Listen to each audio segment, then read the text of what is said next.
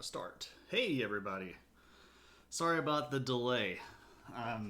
The world has conspired against me, and I did not have as much of my stuff ready as I thought that I did. But welcome, and I hope that these images work. Yeah, okay, cool. Yeah, we are good to go. Welcome everybody to a special edition of my Twitch stream, History of Middle Earth. So, let me say hello to everybody. Who we got here? Uncle Bill, how's it going? Cryonics, these lyrics are highly offensive? Don't think there were lyrics to that, were they? Hey, Cryonics, what's up? Lumpy, how's it going? Sci-Fi Toast? Did you change your name?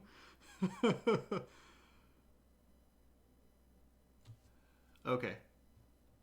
I guess. Sci-Fi Toast? Vipers, what's up? How's it going? Nix, how's it going? Vipers watched season 2 of The Witcher. You kind of conclusion that you hate fantasy. It wasn't the best.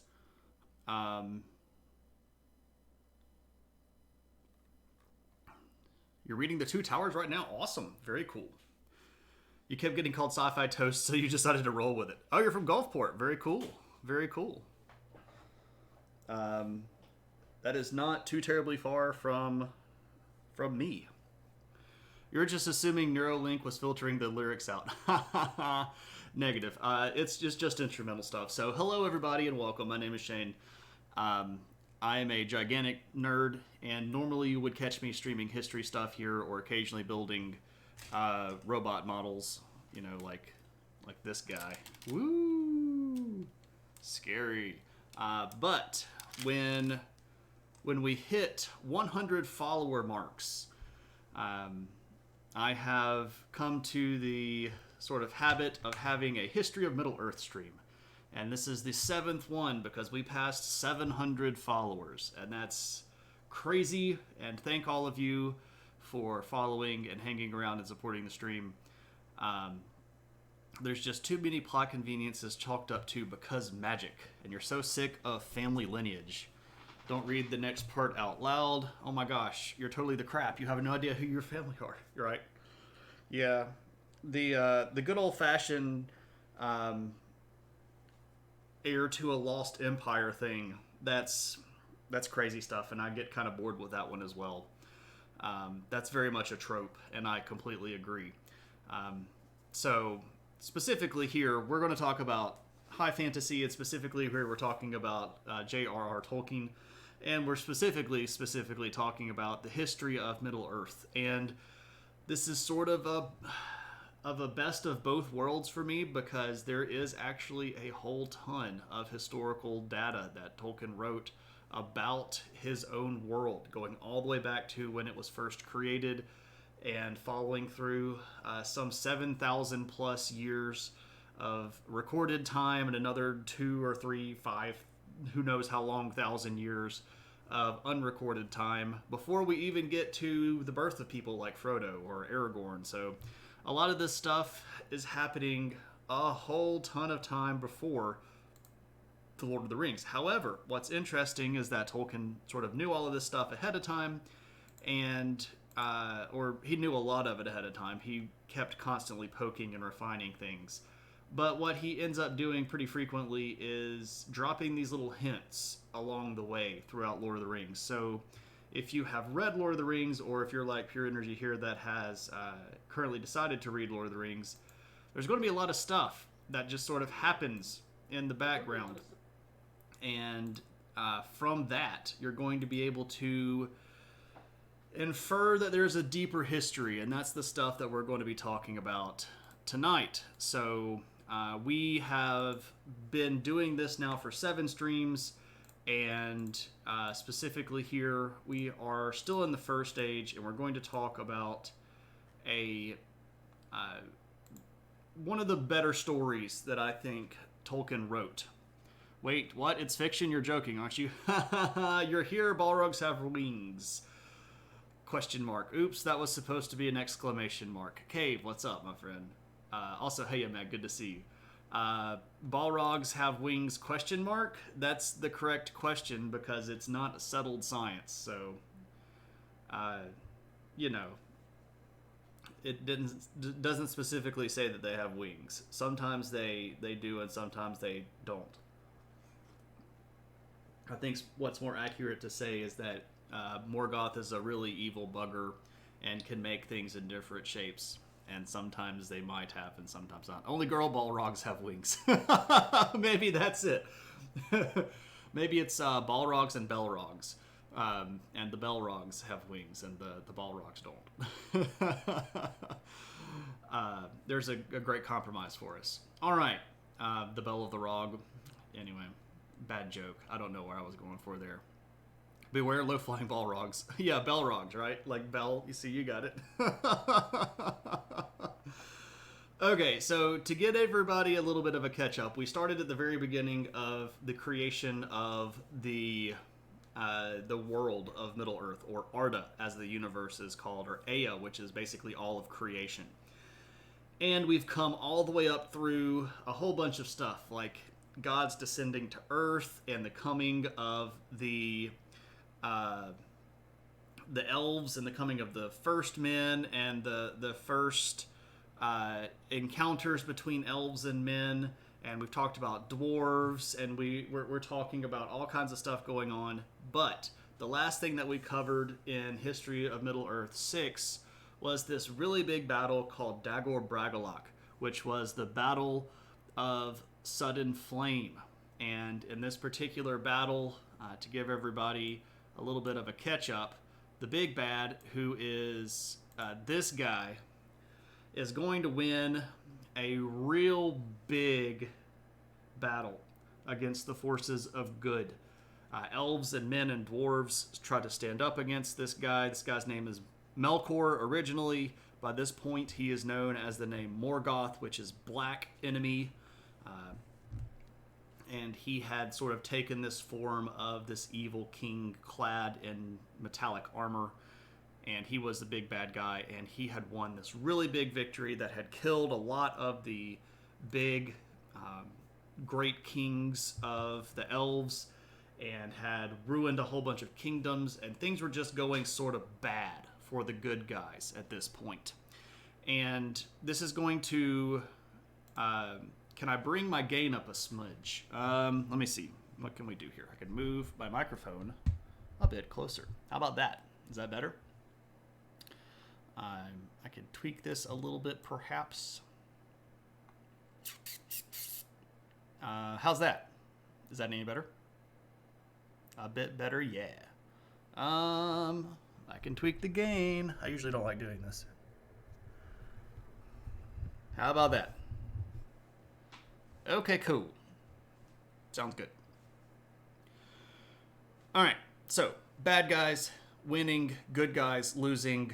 And this is going to be a bad spot to be in, especially if you're the good guys. Now, if we're looking at what's going on in the world, let me get all the way down here to the map.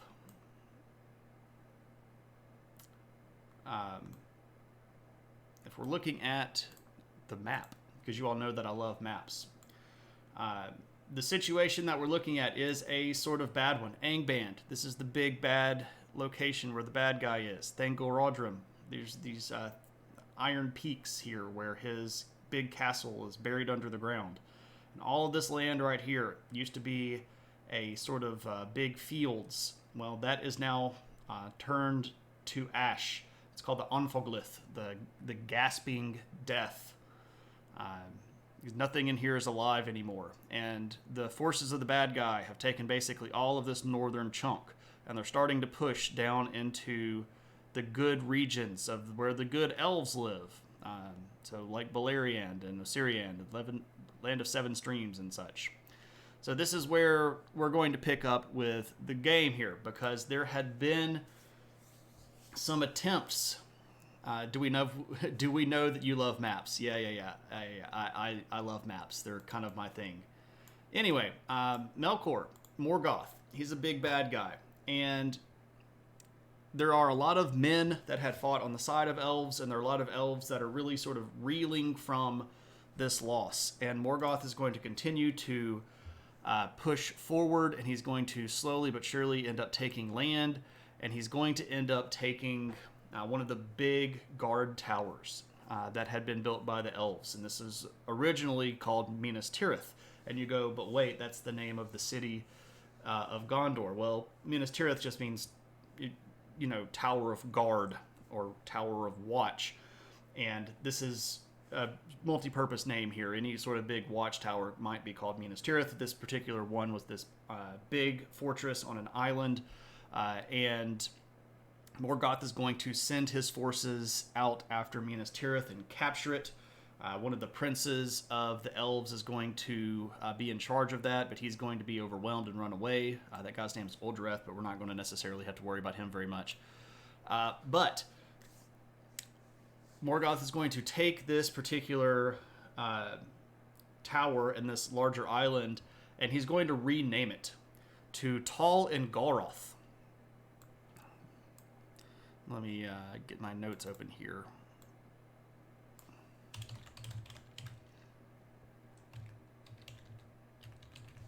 Tal and Galroth. Now, what that means is Island of the Werewolves. And you're like, that sounds pretty ominous. I don't think I want to go hang out on the Island of the Werewolves. And you don't, because there's a bunch of werewolves there. And specifically, they're being led by this guy, who is sort of the chief werewolf, and his name is Drogluin. The way that Morgoth sort of made this guy is that he found a lesser spirit, a Maiar, and basically used that spirit to possess the body of this big evil wolf that he had raised and turned it into a werewolf shape changer thingy. It's not nice. These are the things that go bump in the night that are going to come and get you. So Drogluin's got this big castle now, and he and all of his cronies are going to go out and start harassing all of the good guys. Specifically here, the good men. Because men had been given an opportunity to follow Morgoth, but most of the good men had followed the elves and had sort of gone into service with the good gods. And Morgoth hated the men, and he saw them as sort of unpredictable, and he saw them as a really big threat because they reproduced really, really quickly, which is pretty different to the elves. The elves, of course, are immortal, but they don't have as many kids. They do not reproduce as quickly as men do. And men were a big scary thing, especially when they had aligned themselves with the elves and started learning things about the elves. I'll never write a fantasy novel, but if I do, I'm going to call one of my characters Build-A-Bear just to mess with your readers. What would be great is if you actually got the company Build-A-Bear to make a Build-A-Bear of Build-A-Bear. That would be like Meta-Bear or Bearception. I'm building the thing that I'm building, and it is the thing that I'm building. There you go. But specifically here, one of the men is sort of the main character in our story tonight, and his name is Beren. And Beren was the son of Barahir. Barahir was one of the big lords of men, and Beren looks like this. It's a pretty interesting picture. He does have this sort of brownish hair. He's got supposedly gray eyes. He's a really handsome dude. He's got a pretty manly beard and broad shoulders. And by the way, I should remind everybody, and I didn't do this off the top, the pictures that I'm showing you are not officially licensed, right? So there are very, very few images that have what we might call officially licensed depictions of Tolkien characters. A lot of this stuff is just things that I found on the internet looking around trying to find people that have drawn these characters. So if these aren't the way that the characters look in your head, you go with what your brain says, right? You can look whatever you think. That's what Eris looked like before he got into academia. So Beren and his father Barahir are living in a region called Dorthonion, which is sort of just on the other side of those mountains that I showed you. And Morgoth starts sending out all the orcs and all the bad guys to harass these people. And a big chief of the orcs, this big orc named Gorgol, is going to capture Barahir and Beren and their outlaw lords in an ambush and ends up killing Barahir. Beren and Luthien were a proxy for Tolkien and his wife. They were indeed. And I've got some... Well, I hope that by the end of the stream I can show some interesting pictures. But we'll get there when we get there. But Gorgol kills Barahir, and specifically he takes from him this thing. So this is the Ring of Barahir. Now, why is this a big deal? Here's the reason it's a big deal. This particular ring had been given to Barahir by one of the Elven kings, this guy named Finrod Felagund, who was one of like the high kings of the elves. And this was a sign of friendship between elves and men, and anybody that had this would signify that he was a friend with Finrod Felagund. And when the big orc chieftain Gorgol takes this from Barahir, Beren gets real upset, and he's like, oh, no, I want my ring back. Now, if you are paying really, really close attention in the Lord of the Rings movie, you will see this ring, specifically on the index finger of one Aragorn, son of Arathorn, because that particular ring becomes an heirloom of the ruling family of men, and it gets passed down through the ruling families of men for 7,000 years before we get to Aragorn, son of Arathorn. But that's just a neat little thing that they threw into the movie that I thought was an excellent nod. Next time you're watching the movies, check Viggo Mortensen's finger, and you can see the Ring of Barahir. And this is something that comes all the way back from the First Age. And again, we're talking about the 450s in the First Age. The First Age goes for about another 50 years or so, but then the Second Age is about 2,500, 3,000 years, and then the Third Age, where most of the stuff happens, is about 3,800 years long. So this is a long time for this particular ring to be in existence, but this is a direct link between the people that we're talking about here and the people that are in Lord of the Rings, the story. So Beren is going to attack the orcs, and he does so very valiantly. He sort of leaps into battle and takes out this entire orc commando squad by himself. What's up, Infernal? Yeah, it's got a whole bunch of Marvel people on it. I don't currently encourage anybody to buy Marvel comics because you give money to Disney. But I bought this before I found out how horrible Disney was, and it was a gift to me anyway. Lumpy's like, oh, your goodness, what's up?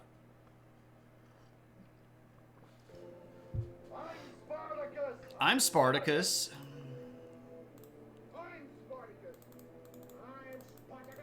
I'm Spartacus.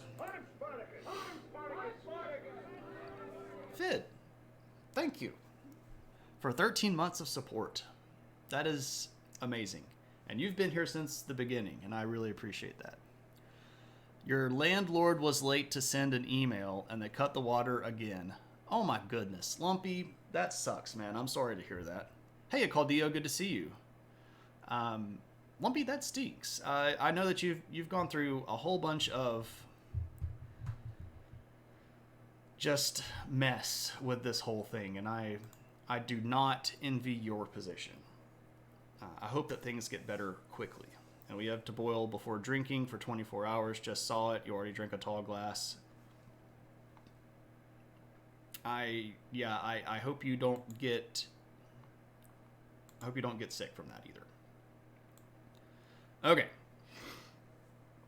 So, Beren goes in, beats the orcs, gets the ring back, avenges his father's death, and now is on the run because he's by himself. All of his friends and all of the people that were in his company had been killed. His father was gone, and he's going to try to make it by himself. And he picks this little portion of the woods and basically vows that there would be no evil that would be able to enter this portion of the woods. And for a couple of years, this guy basically secures this whole region by himself. And any orcs or werewolves or vampires or any of the bad things that creep out of the woods at night show up into this region, he's going to kill all of them. And this is going to draw directly the attention of Draugluin, but it's also going to draw the attention of this guy. Now, you know who this guy is because you've seen probably the Lord of the Rings movies. This is Sauron. Now, one of the things that is hard, or maybe not necessarily hard, but not immediately recognizable, is that Sauron was not always super ugly. He was not always the dude in the big armor suit. He was not always the dude with a giant mace that kills elves in one giant swing. He was originally just a Maiar, one of the lesser gods, and he looked more or less like an elf most of the time. So in the First Age, when we see Sauron, this is sort of the way that he would probably look. Now, I like the particular touches here that this particular artist gave with the little amulets of the eye worked into the hair decorations here. But Sauron was basically just a guy. So Claudio, this is History of Middle-earth. If you came in waiting for like an actual history stream, this is kind of a bonus thing that I do once we pass century marks of followers. We're talking about the First Age of Middle-earth history here. So we're talking about history, but it's fictional history. So yeah, this is from Tolkien's brain, basically. You thought you were having an acid flash. No, we're just talking about Lord of the Rings. So anyway, Beren is going to draw the attention of Draugluin, the big werewolf guy, and Sauron. And these two are going to sort of team up, and they're going to start hunting Beren because they know where he is. They know that this little area is where he's going to, do all of his mischief, according to Draugluin and Sauron. And they're going to come after him, and stuff gets really hot, and Beren is forced to flee. And this is not something that Beren wanted to do, but at the end of the day, it's stay and fight against foes that he is not likely to win against or flee. So he flees, and he runs into this particular patch of forest called Non Dungortheb. And you're like, that sounds like a horrible place. Yeah, it's a bad place. It's basically where Ungoliant ran to when she ran away from Morgoth. So if you remember Ungoliant, or if you're not familiar with Ungoliant, there's this giant spider thing that's a demon, right? And it teamed up with Morgoth to kill the first two trees that were giving the world light, and then Ungoliant ran with Morgoth to Middle-earth, and then Ungoliant started having a whole bunch of babies. So if you have read Lord of the Rings, or if you've seen the movies, you know Shelob, the big spider thing that's up at the top of the mountain pass getting into Mordor. Shelob is one of Ungoliant's spawn. So also, if you've seen the horrible Hobbit movies, or if you've read the Hobbit book, you'll know that Mirkwood is full of these giant spiders. Those are also offspring of Ungoliant. And this particular patch of forest, Nan Dungortheb, is basically full of these big, monstery bad guy things. School is crazy on acid, right? Sometimes you gotta run. Sometimes you do, right? When the Lieutenant of the Dark Lord and the world's biggest werewolf are chasing you, sometimes you gotta run. Even if you're the biggest bad A on Middle-earth, sometimes you gotta run. Middle-earth sounds a lot like Australia, where everything's trying to kill you. This particular patch of forest is very much like everything is trying to kill you. So he gets into Nan Dungortheb, and he basically has to fight every day for his life. There are all sorts of these monsters. There are all sorts of these big spider things. There are all sorts of these big shadow creatures. And basically, he barely makes it through this forest, but he knows that no one is crazy enough to follow him, even the bad guys didn't go into this forest because they knew how crazy it was. So he's like, nobody will ever chase me through here. I'll just take my chances. But he makes it through. And specifically here, he makes it into a region that's called Doriath. Now, if you have been with us for previous History of Middle-earth streams, you might recall Doriath, but for those of you that might need a refresher, one of the elven kingdoms of Middle-earth was called Doriath. And it was ruled by this guy, whose name was Thingol. And Thingol is an interesting character. He basically decided that he wanted to live in Middle-earth, and he made that decision because of this lady. This is his wife. His wife's name is Melian. Now, crazy thing about Melian is that she's actually a Maiar. So Thingol is an elf, but Melian is a Maiar. And what that means is she's basically a demigod. So when they get married, this is an interesting marriage, and this is the only time that this happens. But when they get married and some bad stuff starts happening, Thingol, who is a powerful elf lord, and Melian, who is his wife, who has god powers, basically, decide to put out this boundary around Doriath. And this, effectively, it's this big charm, or this big ward, if you will. And if you are not someone that has been invited into Doriath before, you can't really find your way through this. It's sort of worked into the woods around it. It's a very sort of natural magic, and if you try to make your way through this region or get into Doriath and you weren't invited or you weren't given clearance to do so, you would basically get lost and walk in circles and end up walking out. And you just couldn't get through this because it was the power of a demigod. Sounds like the power dynamic of all marriages. I don't know if that's necessarily the case.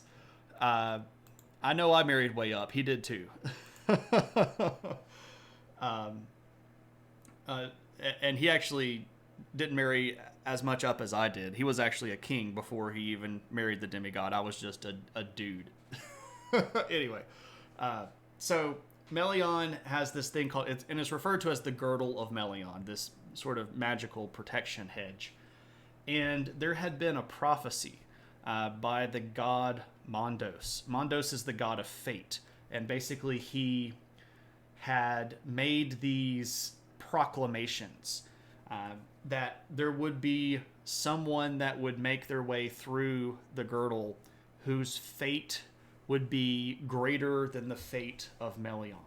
So basically, when Beren stumbles out of Dungortheb and he stumbles into Doriath, he makes it through. He actually manages to get into the guarded realm, and he makes it through the Girdle of Melian. Hey, what's up, Steve Conley? How's it going? Good to see you. Steve, we are doing something a little bit different tonight. And for those of you that might be new and missed it up at the top, we're doing History of Middle-earth, which is sort of one of my little niche things. And as a thank you to my viewers, when we pass century marks of followers, we do a History of Middle-earth stream. So this is History of Middle-earth 7 in recognition that we have passed 700 followers. So it's just sort of a goofy thing that I really like doing that it turns out that people seem to like and enjoy. And tonight we're talking about the story of Beren and Luthien, which is one of the greater stories that Tolkien wrote. You can find this in the Silmarillion, specifically chapters 18 and 19, if you want to go look all this stuff up. Some of it rolls over into 20, but that, you know, anyway. I doubt anybody's sitting here with the Silmarillion checking me doing footnotes. They're like, no, that's not what it says here. Yeah, it's a fun thing to do. I really enjoy this. Let's do some shout outs. For those of you that don't know, everybody should go follow Steve Conley here. Steve is a great artist and a cool streamer, and you should definitely go give Steve a follow. We've got, crud, where's my chat? Come on, computer, don't do this to me. What are you doing? We've got Ann Fernal in the room, who is a fellow sociologist, plays games on stream, sometimes works on cosplay stuff. So if you like doing cosplay or playing games or chatting sociology, go give Ann a follow. We've got Cave Geek, in the room who is probably, other than myself, the next largest Tolkien nerd in the chat. I don't know that for certain. I know that Cave Geek likes Tolkien quite a bit, and his landlord is probably a larger Tolkien nerd than I am, so he gets some points by proxy. And we've got Lumpy Dragon Potato, who is a great Minecraft streamer and hopefully does not have dysentery from drinking tainted water right now. Have you ever watched all the Deep Geek channel on YouTube, all about Tolkien, The Witcher, Westworld? I have not watched that. I'm going to be real honest. I don't watch a lot of stuff on YouTube. If I do stuff on YouTube, it's because I want to watch something like I don't know, like a music video or something. I'll occasionally watch stuff that people post in the Discord. Risu, what's up? Did you see the Conqueror medals? I can't say that I did. I'm not even 100% certain that I know what the Conqueror medals are, Risu. Please do feel free to enlighten me. No, Lumpy, I really do hope that you're not sick, man. I really do hope that you're not sick. I doubt that it'll be that big of a deal. I doubt that it will be. Usually boiled water notices aren't actually that big of a deal. It's just over precautions. If there wasn't obvious particulate in your water or floaty things in your water, or it wasn't a color, you're probably okay. Anything that would have been in there is likely something that would have been in your system already anyway. If you were in another country, I would be a lot more worried. Conqueror events, the Shire. The Shire Virtual Challenge. Pursued by the Nazgul, Frodo Baggins and Samwise Gamgee, flee Hobbiton. Burying the One Ring and... Oh, so it's basically like a walking thing where you walk the 145 miles or 233 kilometers. That's interesting. And you get different medals along the way. That's very neat.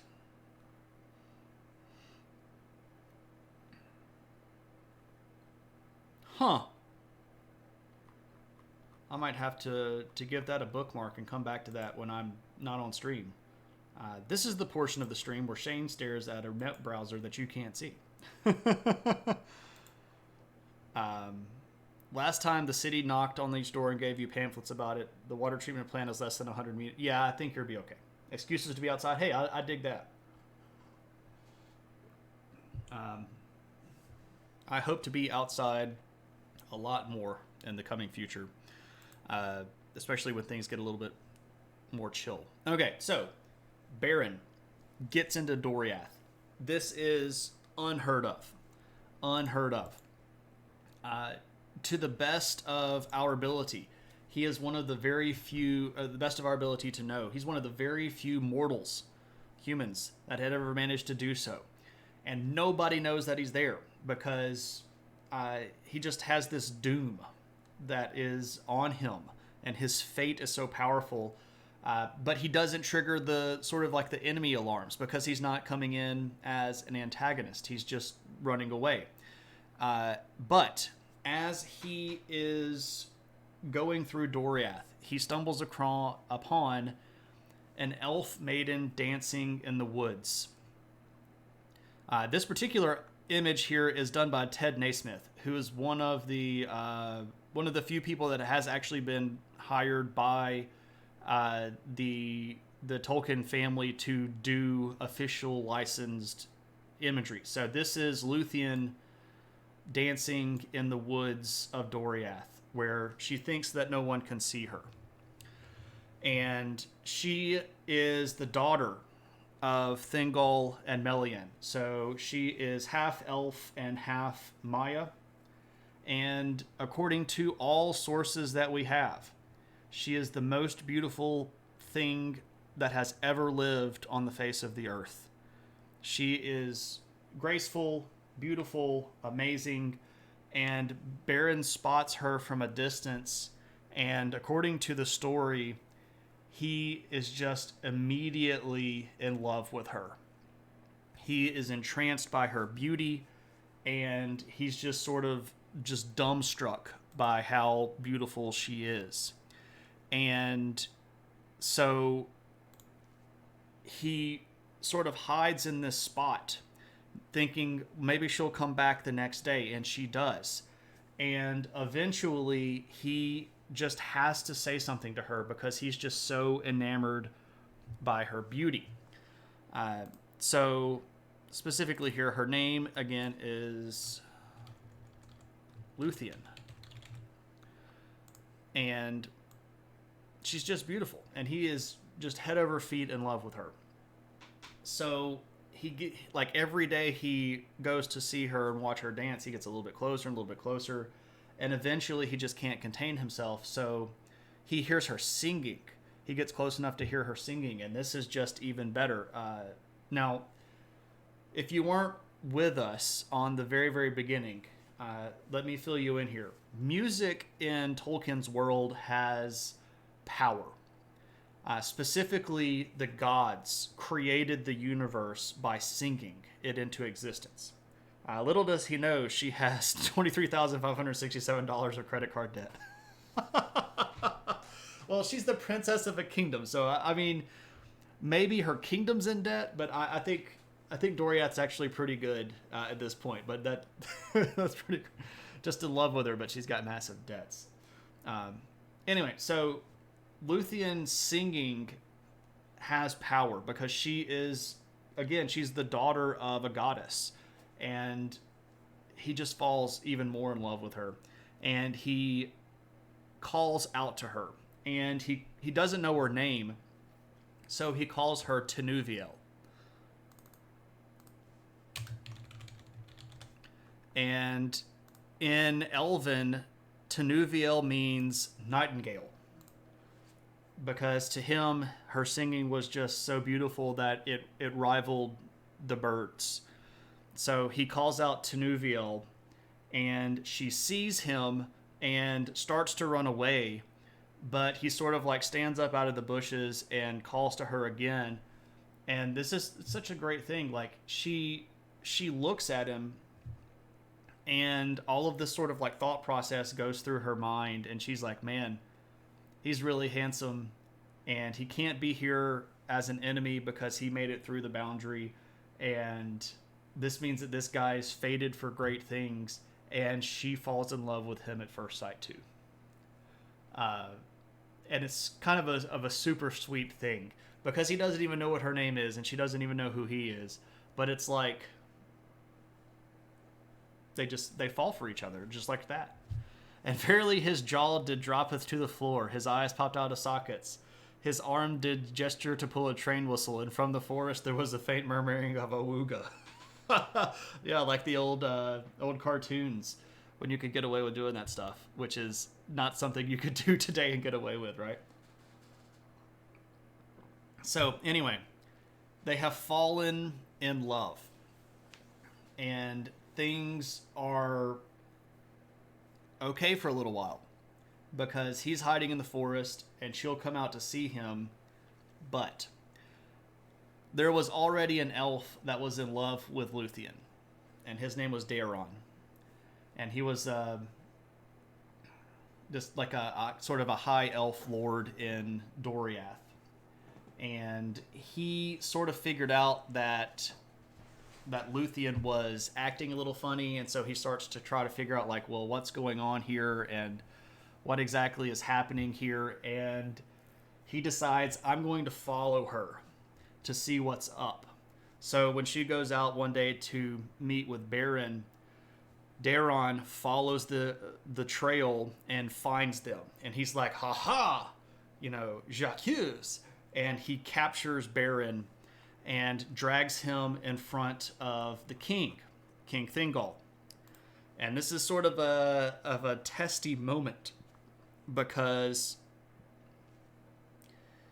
Beren's not supposed to be in Doriath. He was not invited in, and according to the rules of Doriath, Thingol could kill him. He could just like, invader, you're dead, because it was a secret hidden realm. You weren't supposed to be there unless you were invited. And Thingol's really, really upset. And he goes to Melion and he's like, what's up with this? Like, I thought nobody could get in. I thought the whole point of the border was that nobody could get in. And she's like, well, here's the deal. This might be somebody with like a whole bunch of fate. This might just be somebody that is like, being used as a tool from the outside. I can't do anything about it. And so then Thingol goes to Luthien and he's like, what the devil are you doing? Like, this is a human. What the crap is this human doing in the kingdom? And she's like, I love him. And he's like, no. That's not how it works. You're an elf. He's a human. It doesn't work that way. And she's like, I love him. And if you kill him, it's going to wreck my world. Multipass. Yeah, you get in because you have the multipass, right? So there is a really tense moment of a trial. And Beren is put on trial before the throne of Thingol. And Beren is like, dude, if I'm going to die, I'm going to die asking for everything. And Thingol's like, what do you think I should do to you? And Beren's like, I think you should let me marry your daughter. Just with like zero chill. Just like, I want to marry your daughter. I'm in mad love with her. You need to let us get married. And Thingol is like, oh, heck no. Like, not going to happen. No way it's going to happen. I should kill you. And he had sort of promised Luthien that he wasn't going to kill Beren, but he's like, maybe I'll just throw you in jail and let you rot. You're a human, you'll die in, a little while. We're elves, we can live forever. It doesn't really matter. And Beren is like, okay, I will do anything that you can name if you'll let me marry your daughter. And Thingol actually sort of gets like kind of impressed by this. Like, this dude's got some salt. He's got a backbone on him. Maybe he actually does love my daughter. Maybe, I don't know, but he's a human. He's not worthy. And so Thingol comes up with the most impossible chore ever. He goes, okay, what you need to do is you need to break into the castle of Morgoth, the big bad, and you need to recover one of the jewels that is in the crown of Morgoth. There were 3 of them. They were called the Silmarils. They were the greatest creation of elven kind. They were made by this guy named Fëanor in the Sacred Realm. And Morgoth had stolen them because he coveted them so badly. And he had forged them into a crown that he wore. And Thingol goes, you bring me back a Silmaril, I'll let you marry my daughter. And this was the equivalent of doing something like, you go recover a rock from the core of the earth, and you can marry my daughter. Or you go single-handedly bail out the Pacific Ocean. There was no way anybody would have ever been able to try to do this. What's up, Shiggy? Tries to think, I'm guessing Middle Earth is different from Middle East based on the story. Yeah. So Middle Earth is in Tolkien world. We're doing a little bit of the different stuff right now. But good to see you. Hope you're having a good one. So Beren's like, all right, let me refresh it. So Beren's like, tell me what to do. I'll do anything. And Thingol goes, bring me a Silmaril. And Beren's response is basically, you just want one? Because, I mean, there are 3 of them. You just want one? Okay, cool. And Thingol's like, okay, dude. Okay. Go forth and go die however you see fit, right? And so he lets Beren go. And he has to swear that he won't reveal anything or tell anybody where Doriath is, and he gets like escorted outside the boundaries, and he's going to go find himself a Silmaril. But as soon as he leaves Doriath, he runs right back into the big bats, because Sauron and Draugluin are still hunting him. And this is a pretty desperate situation. And as soon as he gets outside of Doriath, Sauron and Dragluen and all the werewolves and vampires pick up Beren's trail and they capture him. And they take him back to Tal Ngoroth, the island of werewolves, and they throw him into a dungeon. And this is a pretty dark spot. And for the sake of continuity with the next History of Middle-earth that we will do, I'm going to leave a little tiny bit of the story out right here. Because it involves Finrod Felagund, and we'll come back to Finrod in a later stream. But what's important here is that when Beren gets thrown in jail and into the dungeons of Sauron and Dragluen, Luthien has a dream. And it's this sort of very sad dream, and she kind of sees Beren in prison, and she goes to her mother, Melian, the Maya, and she's like, I think Beren's in prison. Do any of your scouts or any of your, creatures or birds or anything, do they know what happened? And Melian's like, yeah, he got captured by the bad guys. And this sort of breaks Luthien's heart. She's like, oh, well, I got to go get him. I got to go get him. That's my guy. I got to go get him. So Luthien decides that she's going to leave. And so she starts making preparations to sneak out of Doriath. And the same guy that turned her in the first time when she was meeting with Beren, this elf named Daron, is going to go to Thingol again and go, she's trying to leave. She's trying to leave. Daron's a big tattletale. He was in love with Luthien and wanted Luthien to marry him. And so Thingol is going to basically put his daughter into solitary confinement. He's going to make this room at the top of a very, very tall tree. And he's going to lock her in. And he's going to say, this was a human. You will forget him. He is gone. There is nothing that you can do to save him. He is in the pits of the second level big bad, the mini boss before the final boss. You're not going to get this guy back out. Don't worry about it. As soon as your heart heals itself, you can come back out and we'll find you a nice elf guy to marry. But this doesn't work because Luthien is just heartbroken. And she starts plotting her escape. And the only person that is really allowed to go see her is Daron, the elf that had ratted her out now twice. And she puts the guilt trip on him. And she's like, look, if you really love me, you'll help me do what I need to do. And Daron is basically going to show her the way out of the imprisonment, but she's going to weave a cloak for herself. Specifically here, a cloak from her own hair. So she causes her hair to grow because she's half goddess. She's got a lot of magic, right? So she grows her hair out really, really long, and she makes this magical cloak out of it. And you're like, wait a second. Cloaks made by elven women that have semi-magical powers, that sounds a lot like Galadriel. Well, yeah, it's because it's a similar sort of process here. And we'll talk about this a little bit later, but there's a lot of connection between people like Arwen and Galadriel to Luthien. But we'll get there a little bit later on. All right, so what's going on here? Well, with the magic cloak and a little bit of aid from Daron, Luthien escapes Doriath, and she gets out into the wild. And this is a kind of scary moment because she's really never been outside of Doriath, and she doesn't really know what's going on. And she ends up being found by this big wolfhound. Specifically, this wolfhound's name is Huan.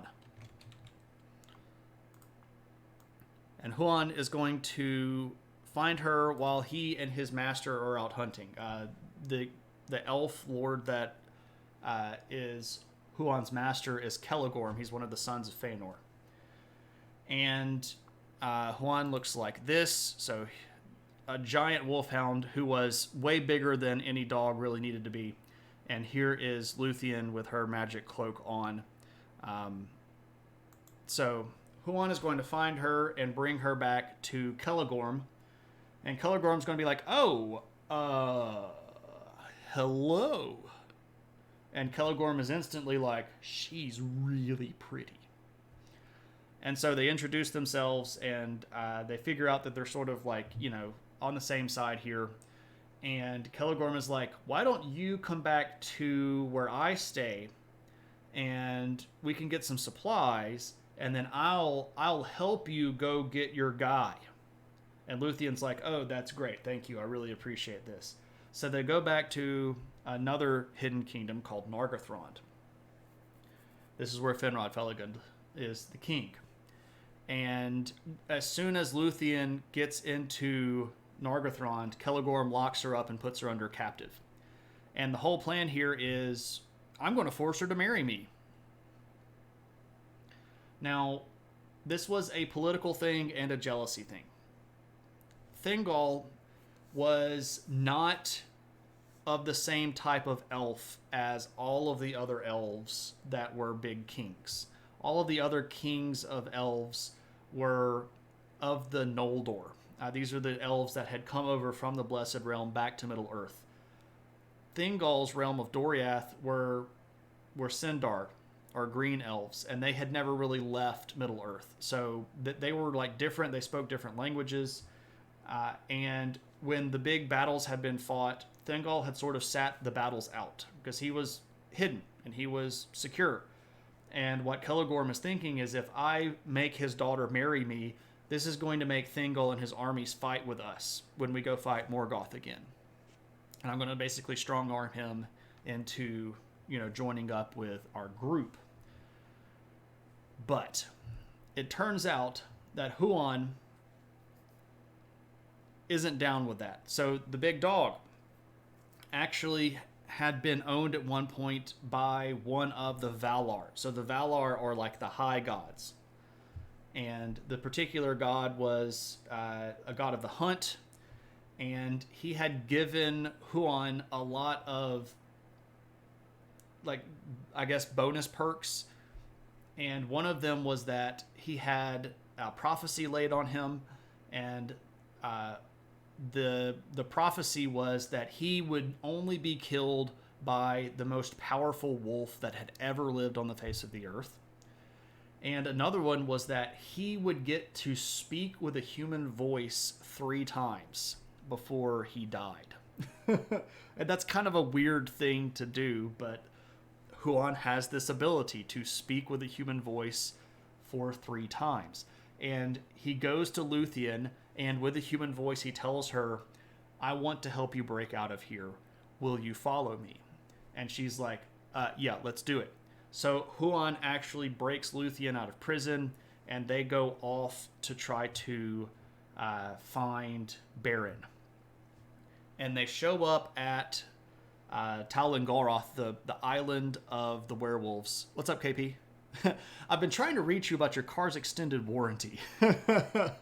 That's a wasted 1 of 3, right? If you can only speak with a human voice 3 times, do you say I've been trying to reach you about your car's extended warranty 3 times?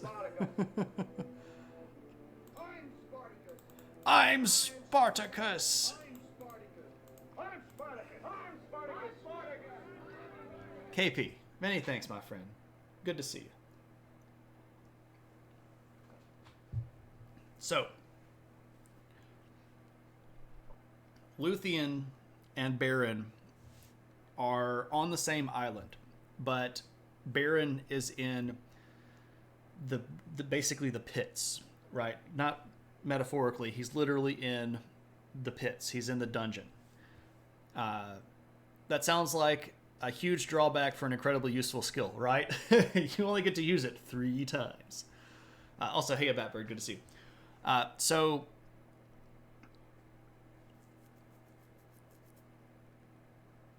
there's a fight inside the prison, and there's some stuff that goes down inside the prison, and there's a whole bunch of mess that ends up going down. And what ends up happening is that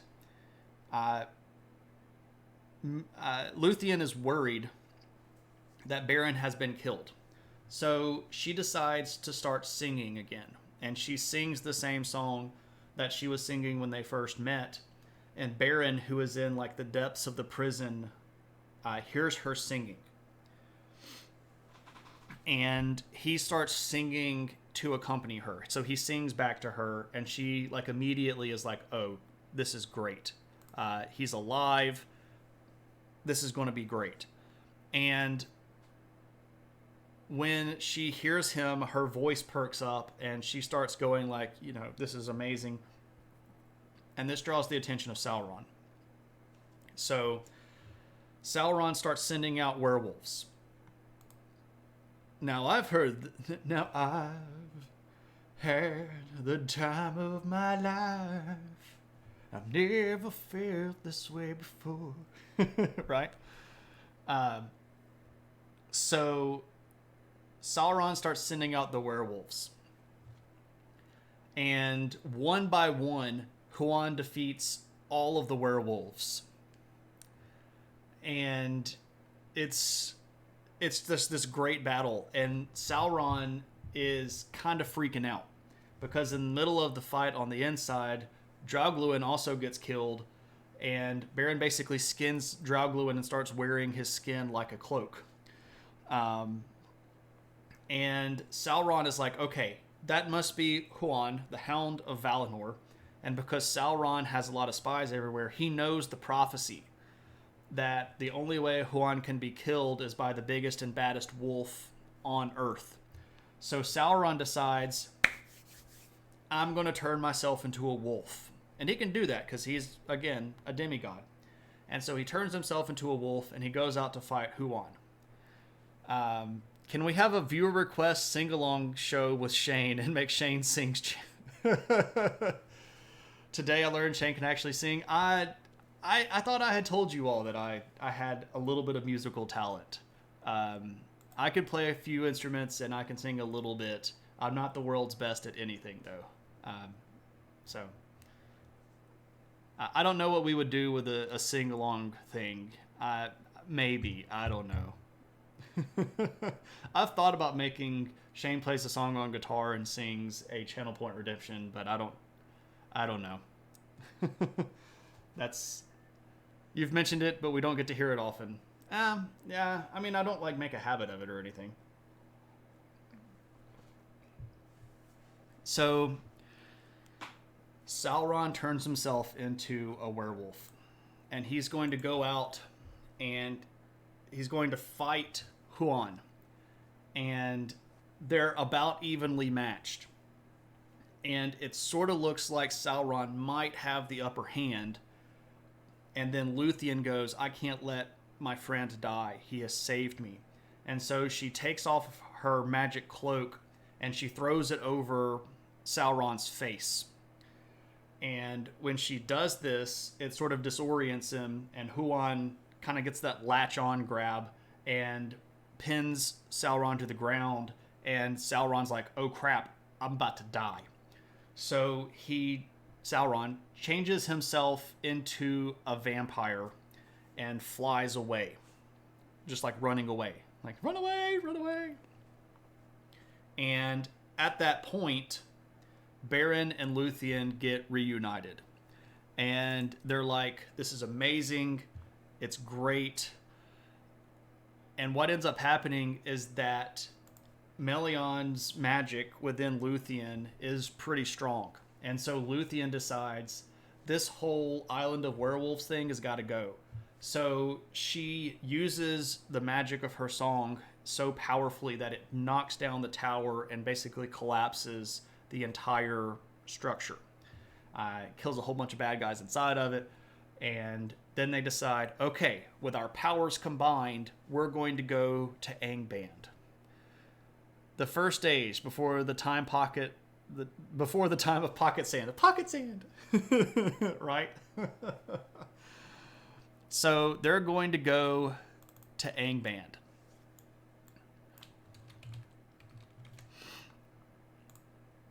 I'm about to end this man's whole career. Pretty much, right? So Angband is the fortress of Morgoth. This is like the final dungeon. after you've beaten all the other levels, this is the last one you got to go through, and you better level up before you go in because you know you're going to find bad things inside of it.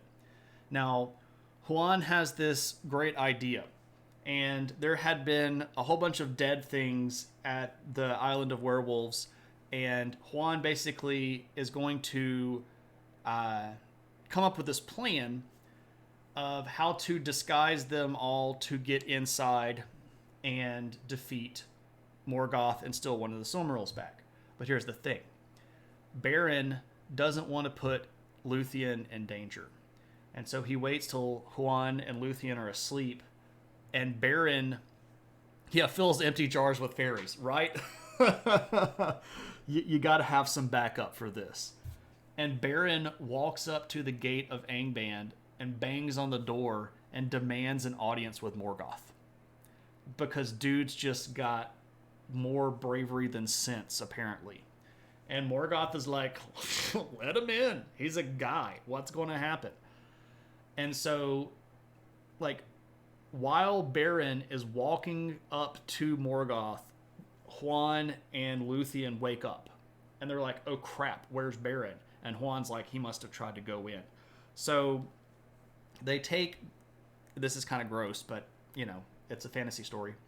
What ends up happening here is that Juan is going to take the skin of Draugluin, the big werewolf, and the skin of this big vampire, and he's going to cover himself and Luthien and sort of use magic to make them look like a werewolf and a vampire.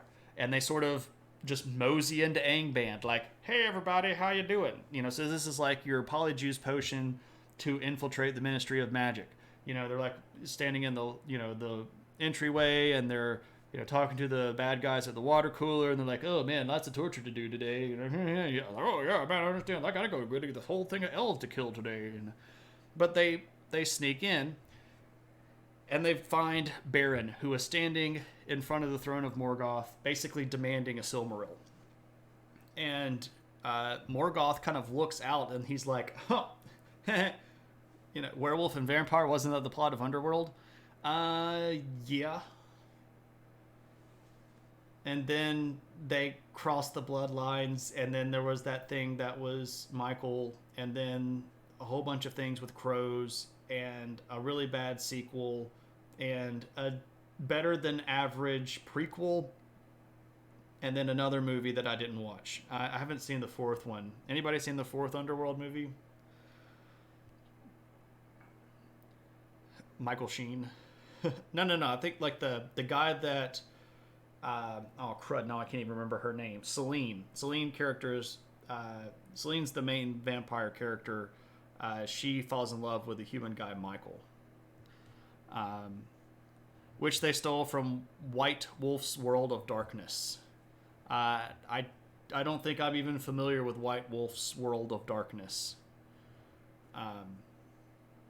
The fourth one's not great. I haven't seen it. That's one of those movies that's sort of like on the list of I'm sick on the couch and I have literally nothing else to do but like stare blankly ahead because I'm too sore. But I'll tell you, I've been through a couple of those versions since that's come out, and I still haven't watched it. So it's even pretty low on that list. Michael Sheen was the werewolf from the prequel. Wasn't he in the first movie too, though? Was that Luthien was his name? I think he was in the... Yeah, he was in the first one too. He just got... Because he's a skinny dude. Yeah. White Wolf published Vampire the Masquerade, Werewolf Apocalypse. Okay, okay. So those I'm familiar with. I just didn't put that together. I was thinking like White Wolf's World of Darkness sounds like a manga or something, and I wouldn't put it past them stealing something like that. Anyway, so the scene is Morgoth on the throne, Beren demanding a Silmaril, Huan, the Hound of Valinor, and Luthien in disguise walking up very close behind. Morgoth looks out, and because he's a Valar, he sees right through these disguises. And he's just like, what is that? You take that junk off. You're clearly not these people. So at this point, they're kind of like in bad shape because Morgoth can basically kill them. They're inside the big bad's castle. They're like right there. Luthien and we'll disguise with diamonds, right?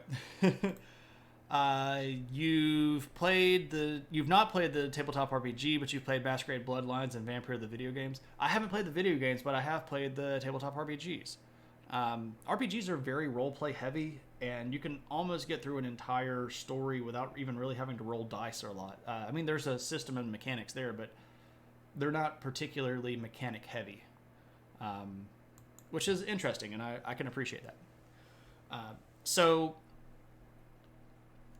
Luthien kind of plays her last sort of ace up the sleeve, and that is, oh, Morgoth, you are so amazing, and you are so powerful. We actually came here to worship you. You are really cool. Let me do a dance to entertain you. And Morgoth is like, I mean, you are kind of hot. So, okay, sure. You do your dance. And so Luthien starts dancing. And in this dance, she begins to work what is described as one of her mightiest works of magic. And basically, it's this gigantic sleeping spell that she casts and knocks everybody in Angband asleep, including Morgoth. And this is crazy because, like, if you cast sleep in D&D, you've only got to, like, you get to roll like 4, maybe 5 D8, and then the HP has to be below that level for you to put them asleep. So she's rolling like 55 D8s. She's just crazy bad powerful, right? Did you really think flattery would work on me? Because it will. That scene is the cover of Blind Guardian's 1998 Night in Middle-earth. It's called the Chloroform Dance. That I was trying to figure out a way to work that into the safety dance, but I don't know if it would. You can sleep if you want to. Nightfall and Middle-earth. I'm not familiar with the band or the album, but Lumpy, if it's good stuff, link something for me in the Discord, and I'll go give it a listen. I'm always up for more music. So Luthien wakes up Juan. You could leave consciousness behind, and wakes up Beren, and she's like, let's get this Silmaril and get ourselves gone. And so Beren, like, pulls out this dagger and starts, like, whittling out one of these Silmarils from the crown. And he pops one of them out, and he puts it in a little container, and then he's like, should we get the rest of them? And she's like, I mean, I guess, get them if you can get them. So he starts trying to break out the second one, but the blade of the dagger breaks. And the shard of the dagger cuts Morgoth on the cheek, and he wakes up.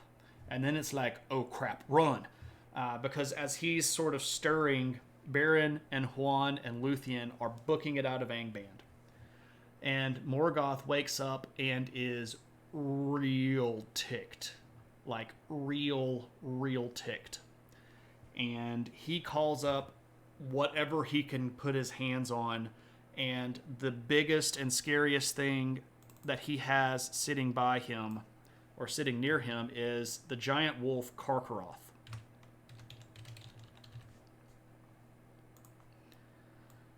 Karkaroth.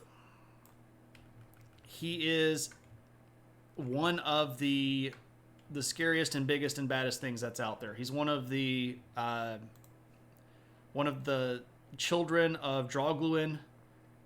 Even though Draugluin is dead at this point, this leaves Karkaroth. So this is a depiction of Karkaroth. And specifically here, this is drawn by a friend of the stream, Justin Gerard.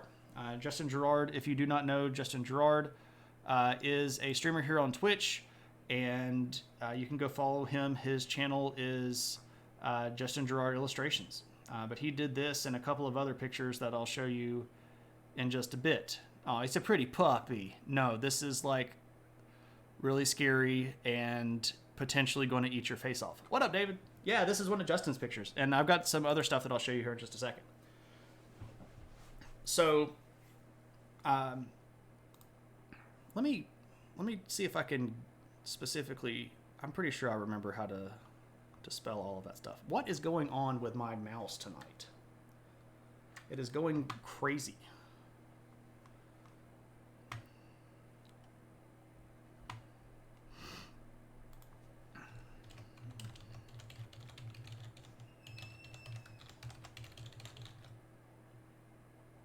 Is it illustrations or illustration?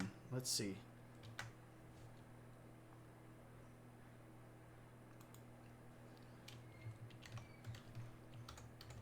I can't remember if it's Justin Gerard illustration or illustrations, but if you Google Justin Gerard and go to his Twitch page, give this guy a follow. He's a great streamer. He's a really good artist, and you'll have a good time there.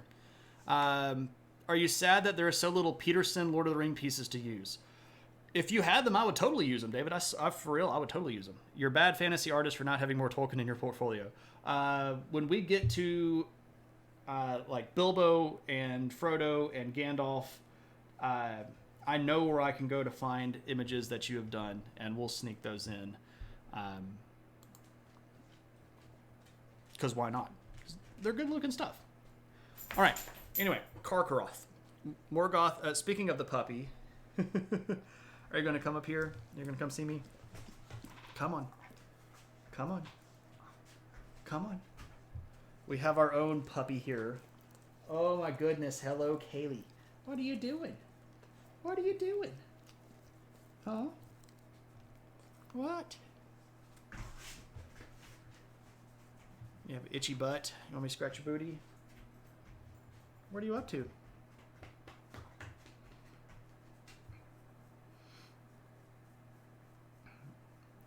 So, by the way, Karkaroth means red maw.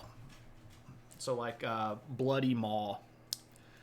I've got instead of a cow lick, I have a dog lick. An actual dog lick. Justin Tummy. How many channel points for a booty scratch? It's free. Anytime she comes by, she'll come by and she'll just turn around and present the booty to be scratched because she likes being scratched like right above the point of her tail. She can't itch that naturally. She doesn't have like a leg, or she can't turn her head back around. So that's like one of her favorite itchy spots, like that, and like right behind her ears. Occasionally she likes the tummy scratch, but you have to be careful with that, because if she's not in the mood to have the tummy scratched, she starts growling at you. Anyway, Karkaroth, the Red Maw. They get sent. Morgoth goes, go kill them. And so here comes Karkaroth, and they're fighting, and they go out, and Karkaroth catches them basically right on the doors of Angband. Right before they get out, Karkaroth shows up. And Beren is like, all right, fine. If we're going to fight, we're going to fight. And so they have a little bit of a scuffle, and Beren's sword gets knocked away, and Karkaroth is like about to eat them. And so Beren kind of has this idea. And so he reaches into his pouch and he pulls out the Silmaril, and he holds it up into the face of Karkaroth to blind him with its brilliance. So here is an image. Again, this is another Justin image. And what we see here is the gates of Angband in the background. And here's Karkaroth standing on the door. And here's Beren and Luthien. And Beren is holding up the Silmaril to ward off the evil. But here's the thing. Karkaroth bites his hand off with the Silmaril in it. And immediately, because Karkaroth is an evil being, the Silmaril starts burning him on the inside. And he runs away in maddened fury. And Beren is left with a poisonous bite no hand, and Luthien and Huan trying to basically save them. So they get outside of the door, and Luthien is basically holding Beren, and she thinks that he's going to die. Yeah, Morgoth's like, holy crap, Tolkien didn't like digits and palms, did he? Yeah, it's not really his thing. So Luthien is like kind of destitute here, and she decides that she's going to try to use her magic one more time and try to save Beren's life. So she draws out the poison from Beren and restores him to a little bit of health, and with the aid of Huan, Luthien and Beren go back to Doriath. Silmarils, the Pop-Tarts of Middle-earth. I don't actually know how they're Pop-Tarts there, Vipers. I don't know. You say closer to a Jolly Rancher? I don't even know if they're Jolly Ranchers. You're just reading about Luthien and Beren in the Return of the King appendices. Awesome. Are Pop-Tarts that amazing? You need to find them and find out for yourself. Some Pop-Tarts are amazing. Not all Pop-Tarts are made equally. The best Pop-Tarts are either the brown sugar Pop-Tarts or the s'more Pop-Tarts. I will allow for people that like the cherry Pop-Tarts. I will also allow for people that like the apple cinnamon Pop-Tarts. But if you come at me with strawberry Pop-Tarts are the best, you're wrong. You're just wrong. Blueberry is okay. Chocolate fudge, it to me, it tastes like that really poor grade processed chocolate. You have a similar question about Girl Scout cookie Thin Mints. Vipers, let me dispel the rumors. They're not that great. They really aren't that great. What happens is that they're only available at certain times of the year, and people miss them, and the absence makes the heart grow fonder. The Thin Mints are not that great. They're not that great. They're really not that great. I know KP loves them, but they're really not that great. Your favorite Pop-Tarts got discontinued. Which ones were those, Sci-Fi? What were your favorites? Any fruit flavor, but not with icing, fight me. Oh, man, Uncle Bill. That is the hottest of hot takes. The frosting is the only thing that makes them good. Milk chocolate graham cracker. I don't think I ever had any of those. I don't think I ever had a milk chocolate graham cracker. Peanut butter Pop-Tarts are the best. Pure energy. That's a hot take. That's a hot take. I would take peanut butter Pop-Tarts over non-iced fruit Pop-Tarts, though. Non-iced fruit Pop-Tarts are pretty low on the list, if I have to say. Note to self, don't mention food during a history stream. They came back one year as a throwback, and you bought so many. You always check to see if they release them again, but you doubt they will. You never know. They're becoming... That throwback stuff is kind of a vogue thing. So you never really know.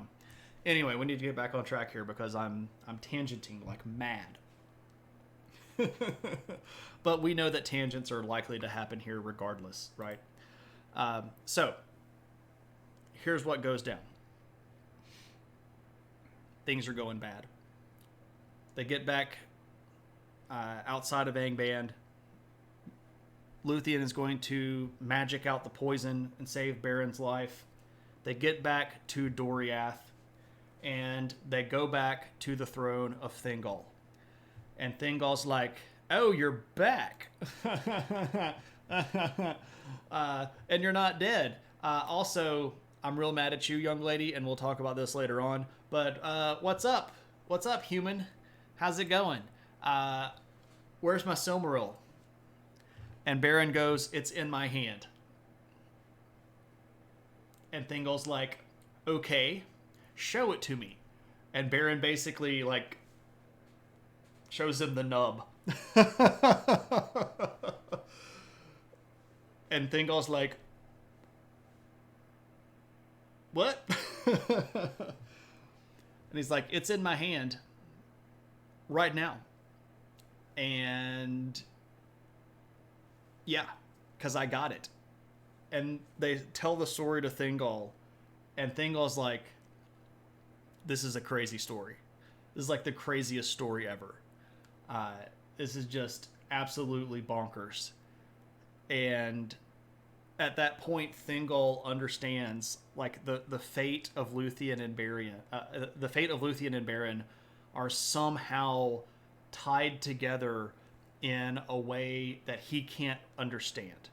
That the doom and the fate of these two individuals is yeah, I don't believe you.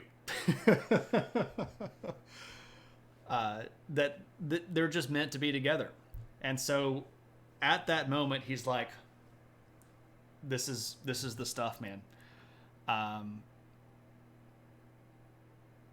Luthien and Beren, your ears just can't take that.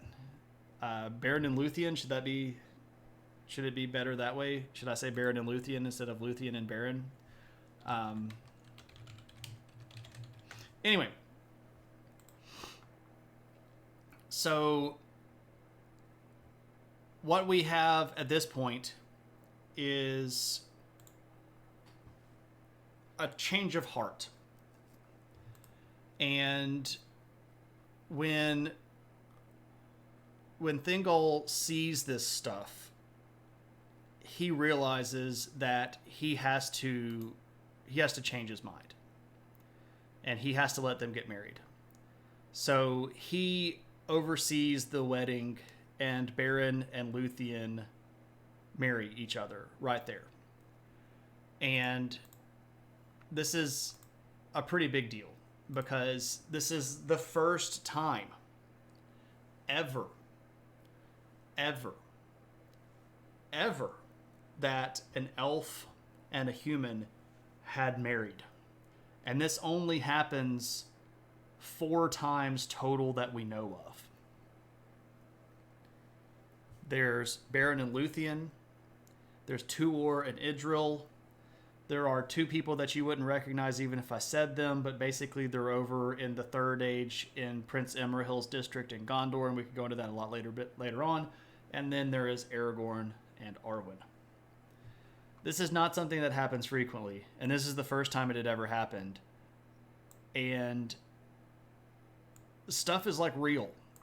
I have no real reason why the reversed order irks you, but man, that irks you. Dude literally stormed the gates of hell for her. I guess he's okay. Right? Aragorn and Arwen, indeed. So, they're married, they're happy, but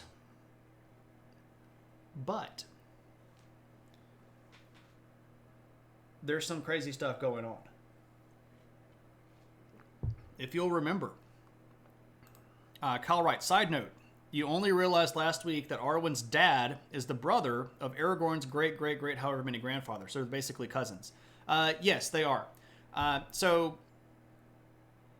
We'll do the genealogy stuff at the end, because I kind of want to get everything straightened out here.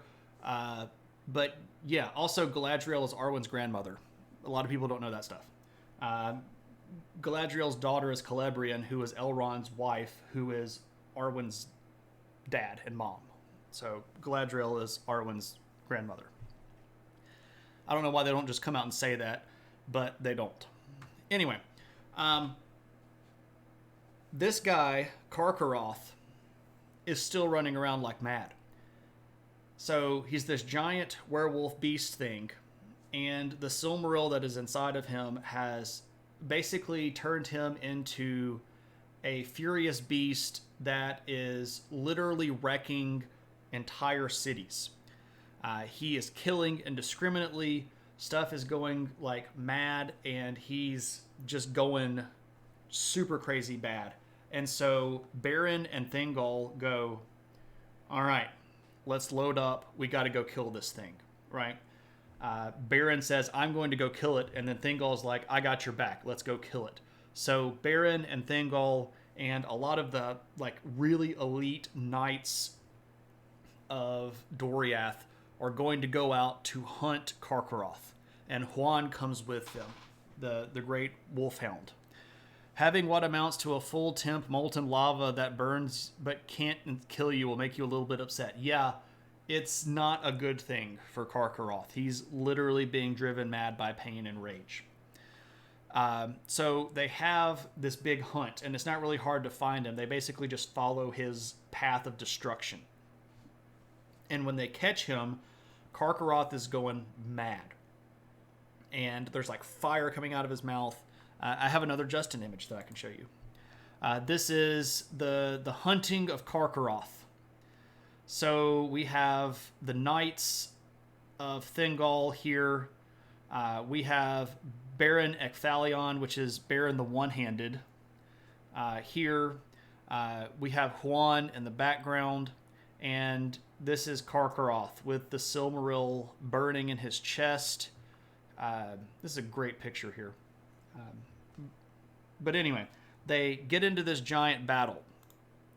And Beren is going to basically get right up close to Karkaroth and really give it to him pretty hard and wounds him really, really badly. But Karkaroth turns around and snaps at Beren and is about to basically devour him alive. But Huan leaps, this giant leap, and latches onto the back of Karkaroth's neck. And they roll around, and basically Huan is mauled and crushed to death because Karkaroth is his fate. It's the biggest and scariest wolf that's ever lived on Earth. But Huan dies to save Beren, and after the death of Karkaroth, when they cut him open and remove the Silmaril, Luthien, who was basically following them close behind, runs up, and Huan basically says goodbye to her with his last breath, and he dies.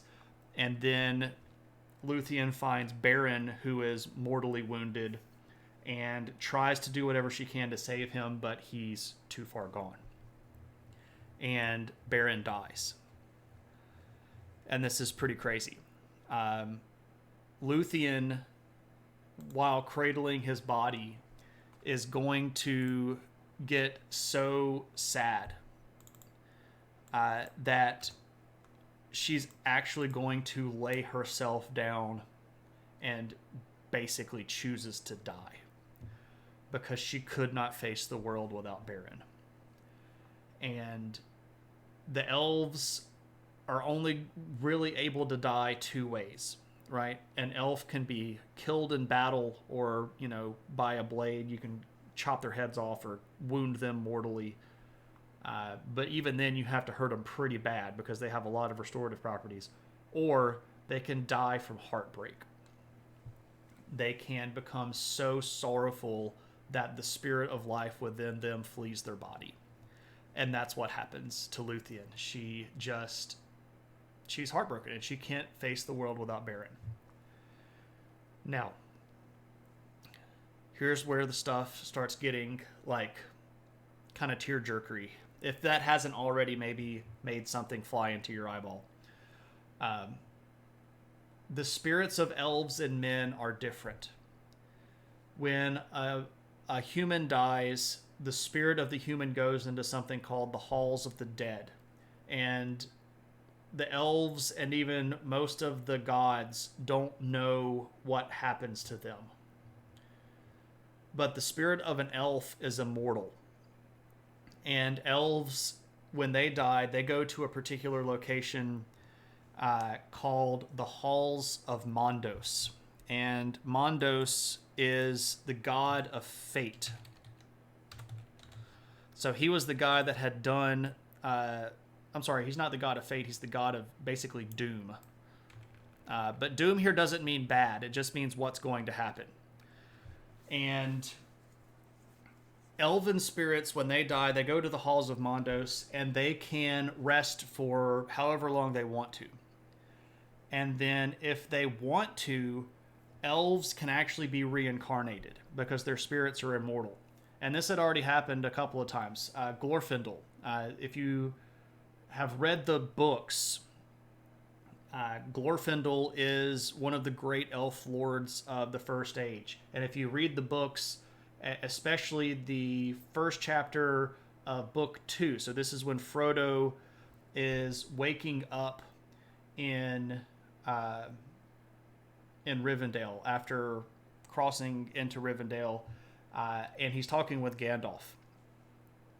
And Gandalf says, you know, like, you were slipping into the Wraith world. And Frodo's like, I looked back across the river and I saw like this blazing being of light. And Gandalf's like, yeah, that's Glorfindel. That dude is for real bad. He was one of the elf lords, and his spirit is just so fiery that when he died the first time, he came back. The God of Doom and John Carmack. What's the difference between fate and doom? So fate is what's going to happen to everyone, right? And everybody has a fate and sort of a line of causality. And there was a god, was the god of fate called Lorien.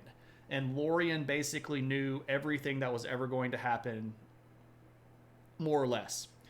And doom is like prophecy, where Mondos would say something and this would basically affect the world around him. Like if he prophesied something, that doom got put upon you and it would sort of hang over your head.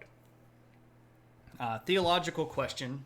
Elves have immortal souls, so does that mean other beings don't in Middle-earth, so their souls die? Okay, so we have to be careful here because there's a difference between life and soul. And there's actually words for all of these things, but we don't have to necessarily go into all of this stuff.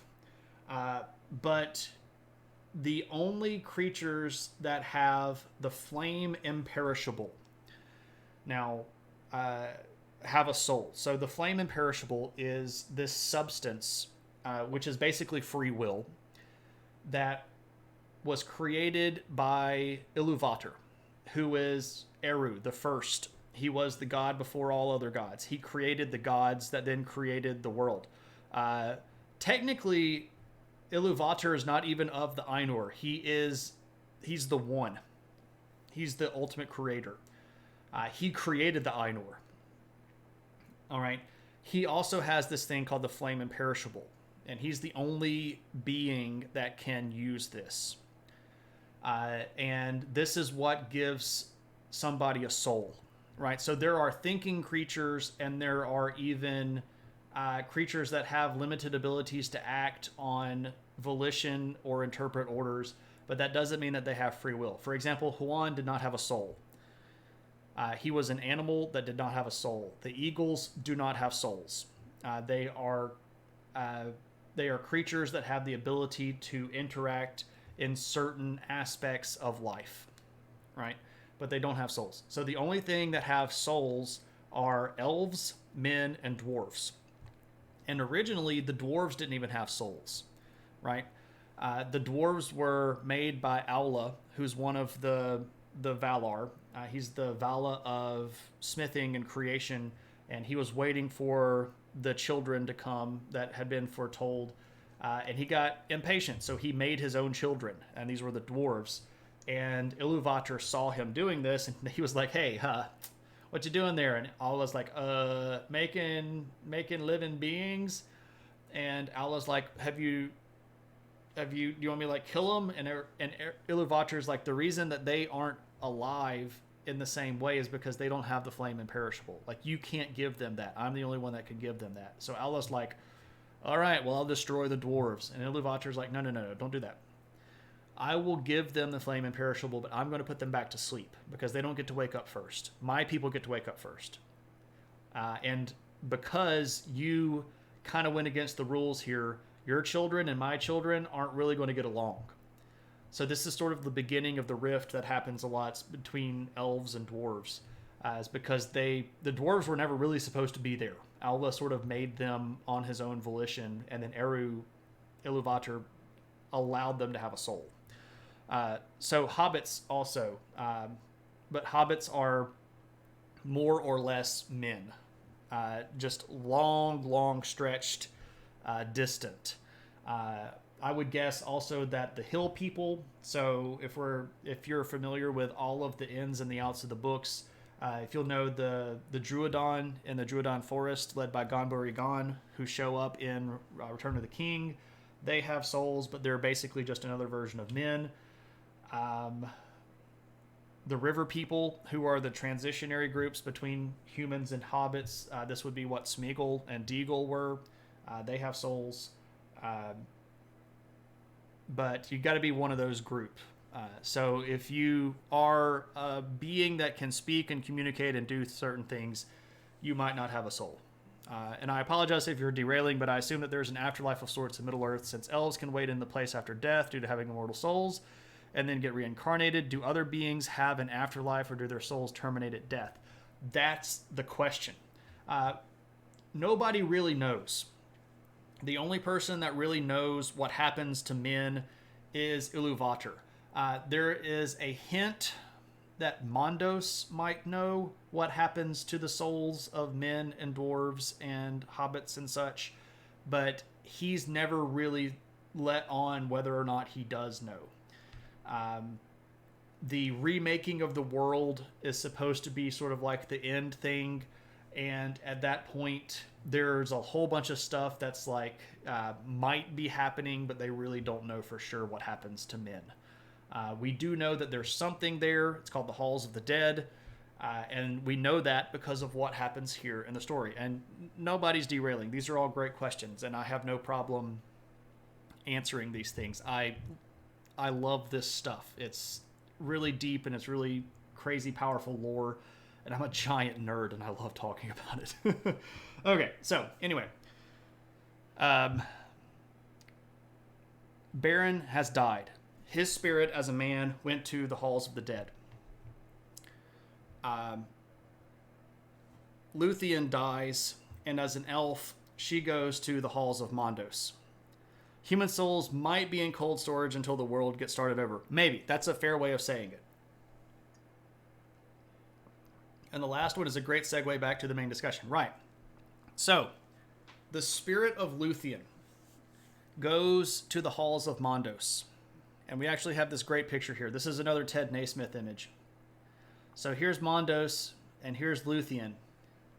Because here's what happens. Hobbits go to the Great Larder in the Sky. They go to the fabled third breakfast table. Third breakfasts. Wow. Anyway.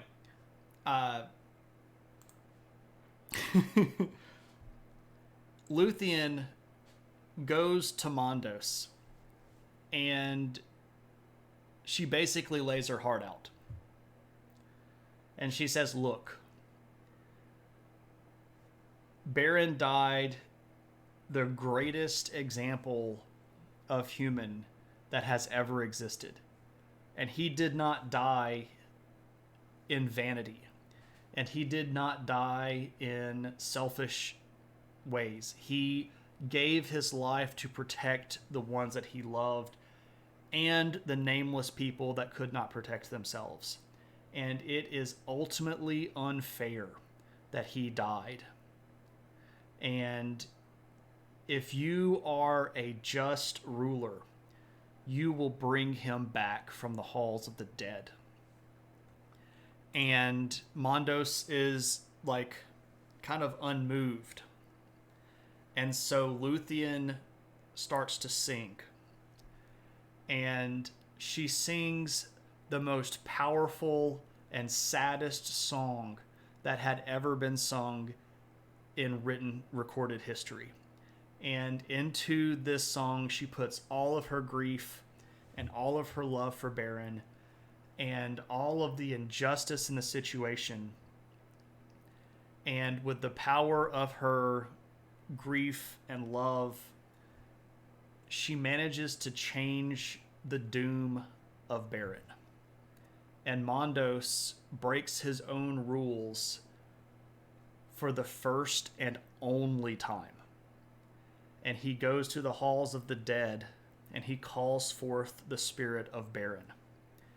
And they meet together, Beren and Luthien's spirit do, on the shores of the Undying Lands for a brief period of time. And even though they are both perished from the living mortal world, they have a reunion that is ultimately joyous. And Mondos is so moved by the power of the love of these two people that Mondos decides that he's got to do something about this. And Mondos goes to this guy.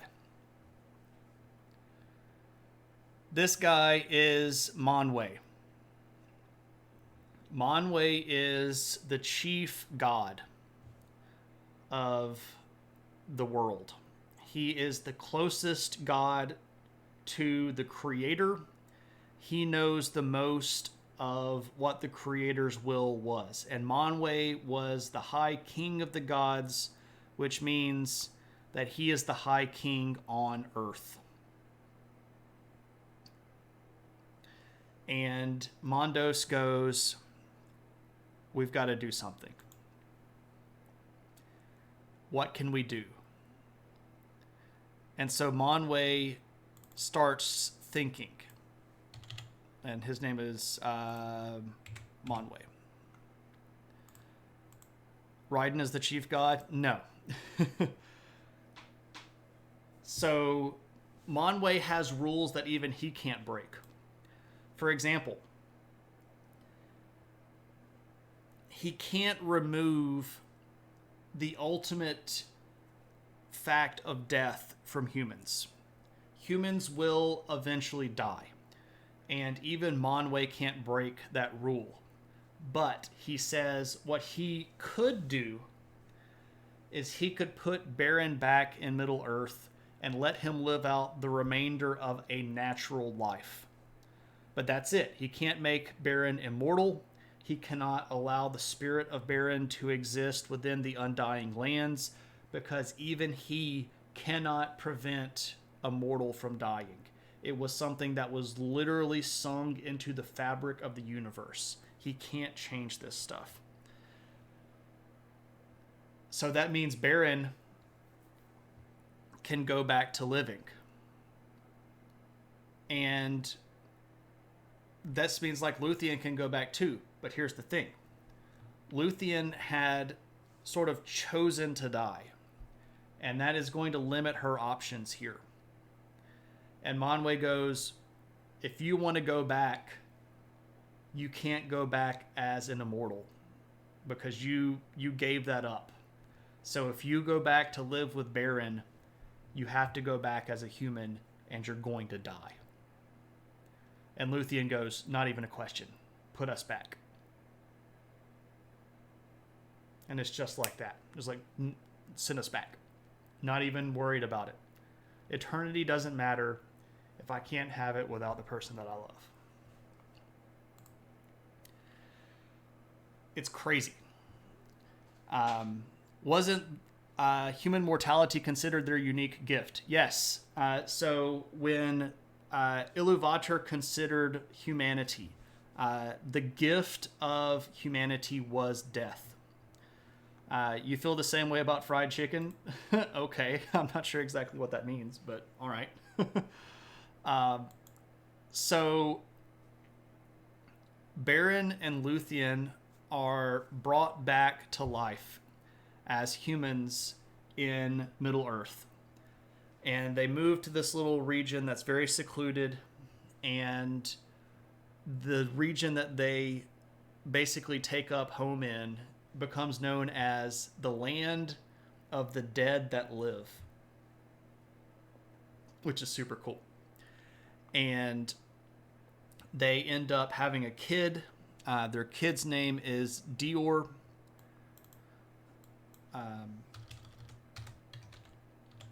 And Dior is going to be an important character in the story because he is going to be the heir of Thingol. There's some crazy stuff that goes down, and Dior is going to inherit this thing. This is another Ted Naismith image here.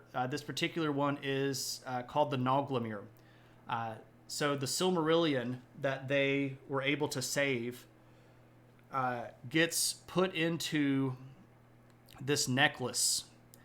And Dior, as the heir of Thingol, ends up wearing this necklace. And this necklace gets passed down through several generations. And ironically, this necklace does show up in The Lord of the Rings. Because Erendil, the mariner, who ends up being the one that inherits this particular necklace, gets sent into the heavens with the last remaining Silmaril, but this is spoiling stuff a little bit later. And he becomes effectively the North Star. Chicken is better than that chick who said she would die for you. Chicken actually died for you. Chicken is true love. Okay. Does he have a rival called Chanel? Okay, now we're just making jokes about a beautiful love story. And you'll ultimately die from fried chicken. It's poetic, I guess.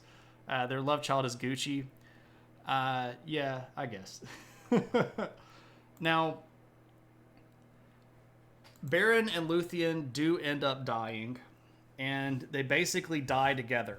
And their bodies are buried, and their gravesite is not known, so no evil forces are able to go disturb their grave. But to sort of bring this home, the story here of Beren and Luthien has another level, and that level is that when Tolkien was writing it, he very much considered his wife Edith to be his Luthien. And Edith died before him in 1971. And when J.R.R. Tolkien died in 75, he had a new headstone made. Like he knew that he was going to die, and he had this stuff all set up. And they're buried in the same grave, literally in the same grave, like the story. And I'm going to show you this. This is their actual gravestone. So if you go to where they are buried, you see Edith Mary Tolkien, Luthien, John Ronald Reuel Tolkien, Beren.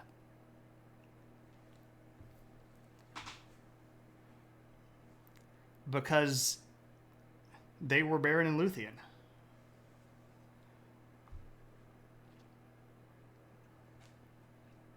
And that's just like, I don't know, man, that's crazy. I mean, I can tell my wife that I love her, but I can't write a story like that. That, I don't know, it's just crazy. It's one of the greatest love stories that's in fiction. And it's hard to get this across. I think your word you're looking for is romantic. It is very romantic. It's crazy. It's a powerful story. One that is backed up with, it's enough to make a grown man cry, and that's okay. I'm not emotional right now. You're emotional. I'm totally emotional. I knew that this was going to happen, because it happens almost out of every time. Like I will read the Silmarillion, and like it wrecks me every time. It wrecks me every time. And you're out of tissues. But before we go, I did say that I would do some genealogy work here to connect all of this stuff together. All right. So if we look at the the larger family tree. No one tells Shane about the Notebook. I've seen it. Didn't do much for me.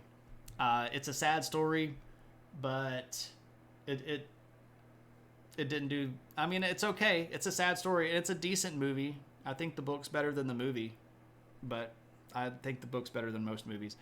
But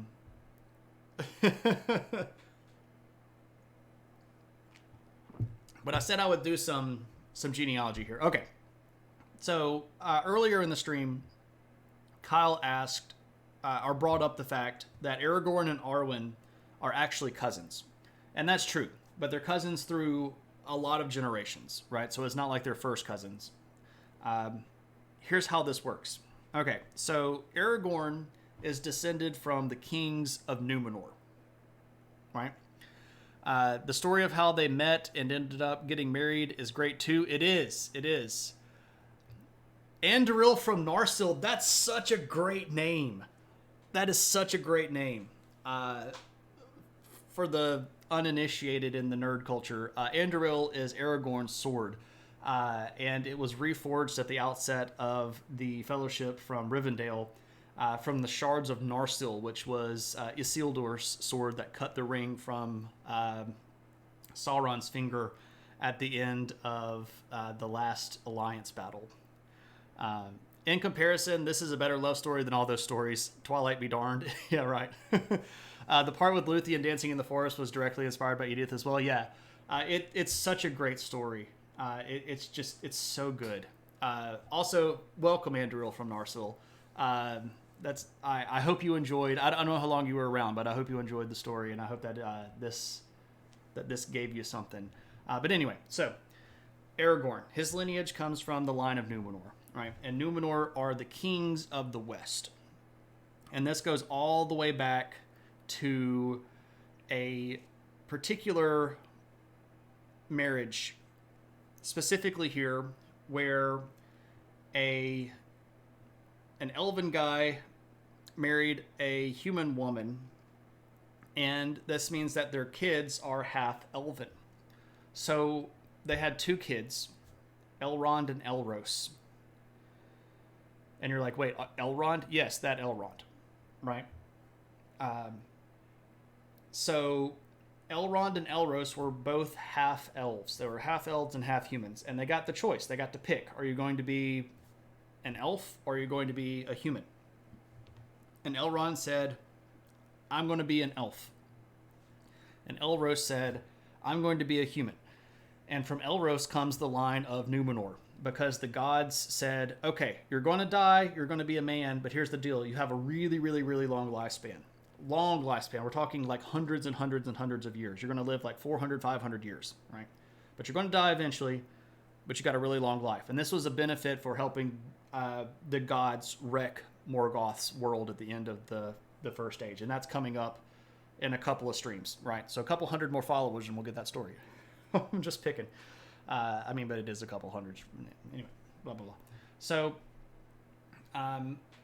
Elrond and his line are actually going to be all half-elven. And the reason that Arwen, his daughter, has the choice about whether to go to the Undying Lands or stay and marry Aragorn is because she's also half-elven. So Elrond is Aragorn's father-in-law and also great times not times 1,000, times about 60 or so, yeah, but lots of generations and thousands of years. About 5,500 years, right? So, yeah. And specifically here, Aragorn and Arwen are going to meet and sort of remerge those family lines. But Arwen is actually related to Beren and Luthien, because Dior has a kid named Elwig who marries a elven princess named Nimloth, who's Nimloth the White. They have a kid named Idril, who ends up being the wife of a human named Tuor, who gives us the half-elven thing to begin with. So Arwen is a direct descendant of Luthien and Beren as well. So which one was Liv Tyler? That's Arwen. So does that answer all of the lineage questions? I know the lineage gets really, really weird. And keeping all of these elves straight and the genealogy straight is hard to do. But that, by the way, this is all for me, by the way. So if any of you all have any questions about any of this stuff, please do feel free to ask. We can hang around for a little bit, and then I can go see who might be around for a raid if we need to. You know you're pretty when you get cast as an elf in Hollywood movies. That's true. That's true. Not many people can claim that they're pretty enough to be cast as an elf. And I guess that means that Orlando Bloom aged really well because he actually got cast to play a younger elf version of the elf that he played in the first one. How long is an age and what age is Lord of the Rings? So the ages don't have set numbers of years. There was the age before time, which is an uncounted number of things. And then there's the age of the trees, which doesn't really get counted by days either. But it's several thousand years long in equivalent time. There wasn't really time as it understood until the sun and the moon came up. And the moon came up first, and then the sun came up. And this is what signifies the beginning of the first age. So the first age is numbered. And where we are talking about the story right here is in the 450s of the first age. But it doesn't last too much longer. It's got about another 20 years or so before it comes to an end. The second age is really long. It's like 2,300 years. And then the third age is about 3,800 years before we get to Lord of the Rings.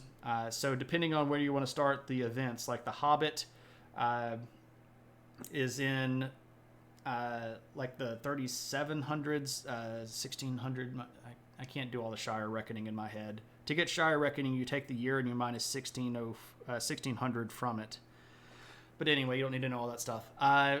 What we're talking about now in Beren and Luthien's time is about 6,000 years before Lord of the Rings, if that makes any sense to you. I can't wait to listen to the archive of the first 2/3 of the stream that you missed. Very pretty, yes. Indeed, it is very pretty. The lineage is really confusing, to be honest. Does the recorded tree exist? Yeah. If you just Google, like, Noldor lineage,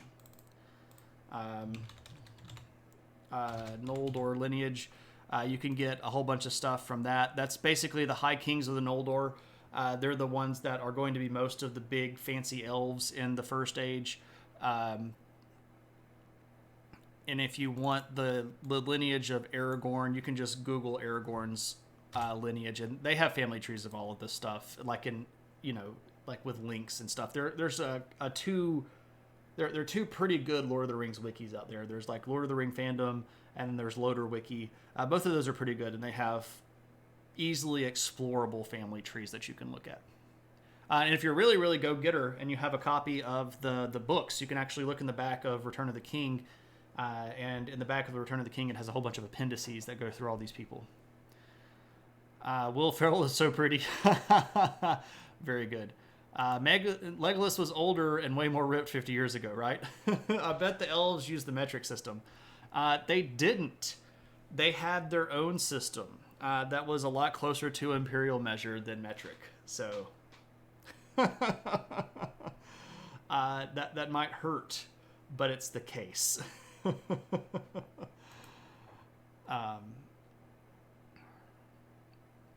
I know that it would be a lot easier if the elves did use the metric system, but it was a lot more like hands breadths and links and arms and feet and stuff like that. So, all right, we got any other Lord of the Rings questions? Well, no wonder they're all dead. Have you talked on stream about Tolkien's various inspirations for all of this? Sometimes I'll throw that in along the way. Um, if you specifically want to know a lot about the specific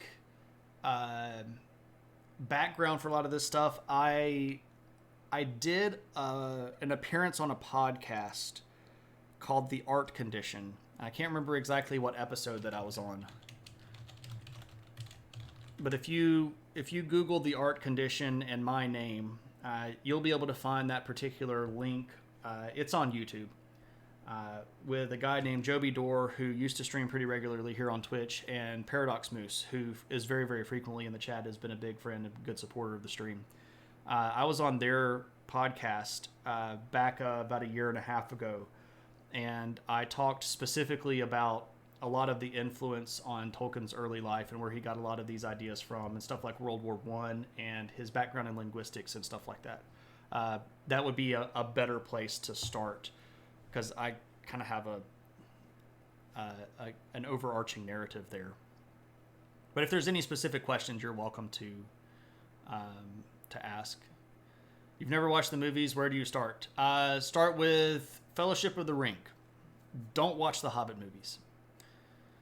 There was no way a good British nationalist was going to use metric in his fantasy world, right? Yeah, what Kyle said. Watch Lord of the Rings, skip the Hobbits. Measuring weights in stone is so old school. Thanks, Vipers. Much appreciated. Yep, there's me. So that whole discussion is actually a lot about how to use history and historical setting as inspiration for art and creative endeavors. So if any of you all are creative people and you write or do art and you want to know a little bit more about how history can help inform your decisions and help you do realistic world building, go give that a view as well. I'm not going to be humble here. I think that's probably one of the better speeches that I've ever given, and I teach for a living. So you were hoping for a Rickroll. That's great. Vipers would have been one to Rickroll you too. All right, you'll go to bed and rue and lament various topics. All right, Lumpy, good to see you, my friend. Hope you have a good one. I will see you around. I hope everything works out with your situation. All right. Anybody else have any questions about Tolkien stuff or Lord of the Rings stuff or stuff in general? If not, we are about to go do ourselves the raid. The saga is nearing the end. Yeah. Not too far, right? Not too far. And all of the papers will be signed, and you'll be cozy in a very well climate-controlled new dwelling. But I feel for you. I hope that you're going to do okay. All right. Any other questions? Speak now. Why, hello there, Tuna. Would you believe that I'm about to go do a raid? You probably would believe that, because this unfortunately happens quite a bit. Thanks for the History of Middle-earth streams. They have gotten you excited for your year of Tolkien readathon. Very cool. You want to start the Silmarillion tomorrow, but you'll need help keeping up with stuff because you have a terrible memory. Infernal. If you go back in my VODs, I have done now about probably about 2/3 of the Silmarillion. So if you go back and find History of Middle-earth 1, 2, 3, 4, 5, and 6, you'll be able to do stuff like read a little bit and then watch a stream, and read a little bit and watch a stream, and I'll break it all down for you and make sense for it in common language. And if you need me to, I can, if you just ping me like on Discord, I'll link all of that stuff to you if you want me to go dig them up for you. What kind of technique would you recommend for keeping up with what I said? Either it depends on how you learn. Are you an auditory learner, or are you a visual learner? There is a really, really good version of the Silmarillion in audiobook, and I can't remember who did it. Let me see if I can find out.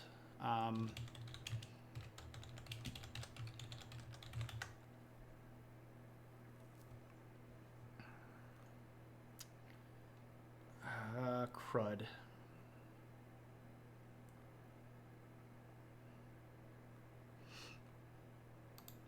There was one, and I recognized the person that did the reading, and now yeah. Okay, so this version of the audiobook, narrated by Martin Shaw, is excellent. He worked with people inside of the Tolkien estate to properly learn how to pronounce all of the names and how to pronounce all of the words that are in Elven. So you can hear him say things and you go, that's how I should say it. Would Tolkien have voted for Brexit? Tolkien would not have been a fan of the European Union in the first place. You love watching videos of people talking about this. ASOF2.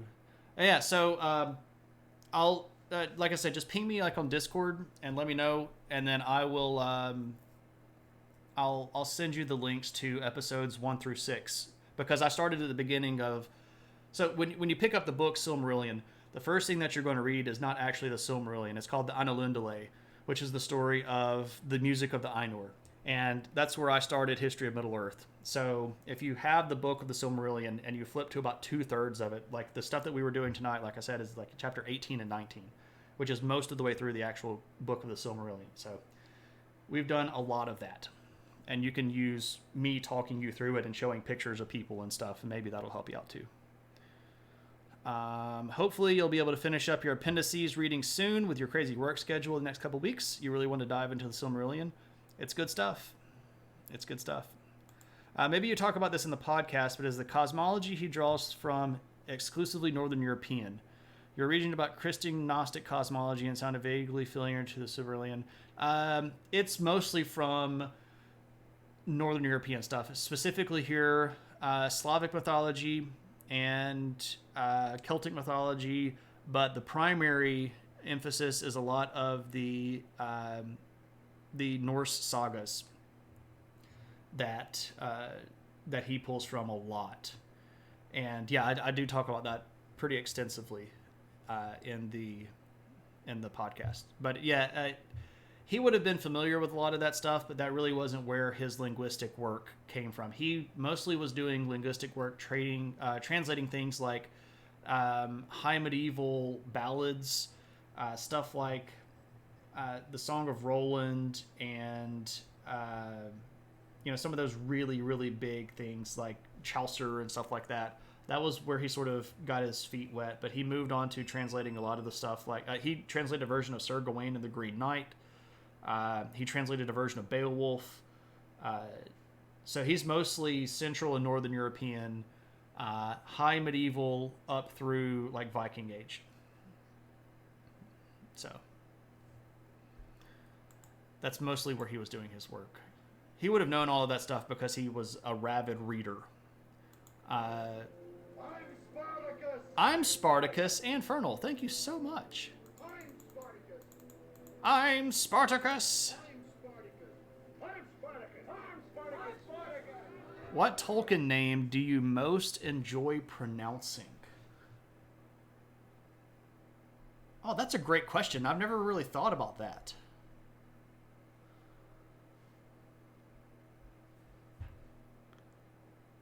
What Tolkien name do I enjoy pronouncing?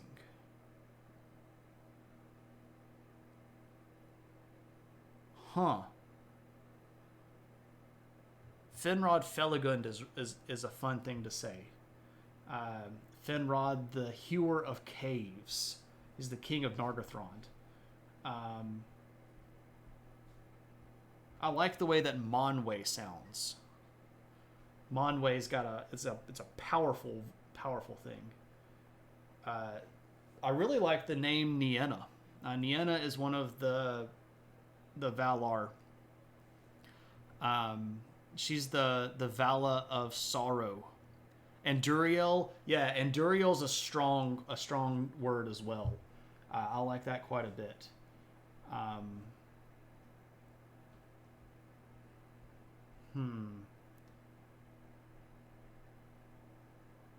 The chief horse of the Maris. So there's a subspecies of horse in Middle Earth called the Maris, and the chief among them, the first of the Maris, is Phaeroth, who's the chief of the Maris, and Phaeroth is a really good name to say.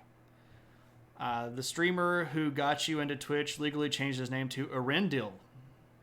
Yeah, that's the Mariner. Erendil is about 3 generations separated from Beren and Luthien. He ends up marrying their granddaughter.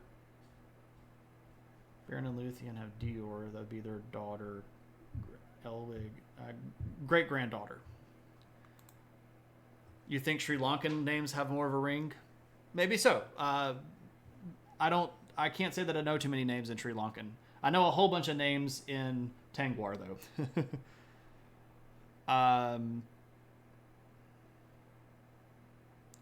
I could eventually say that, but I would have to work it out. And right now, my dyslexia just wants to mush all of that into Santa Kumar.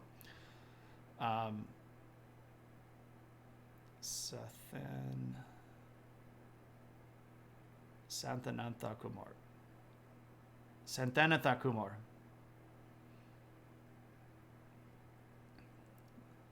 So I'm pretty sure the accent would be on the first than. Sathanathan Kumar.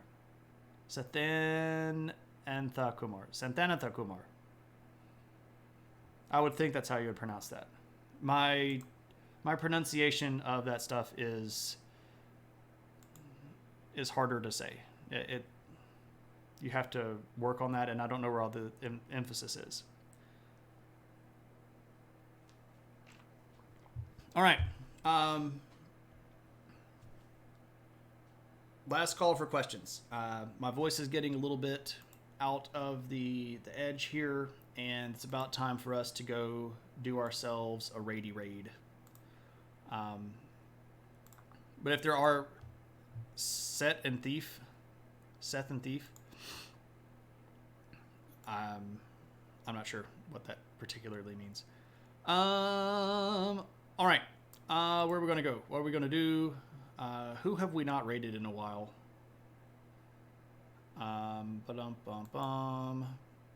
If someone in Middle Earth wrote their own fantasy book, would they use names like Dave and Steve? No, probably not. All right, where have we not raided recently? We've raided a lot of people recently.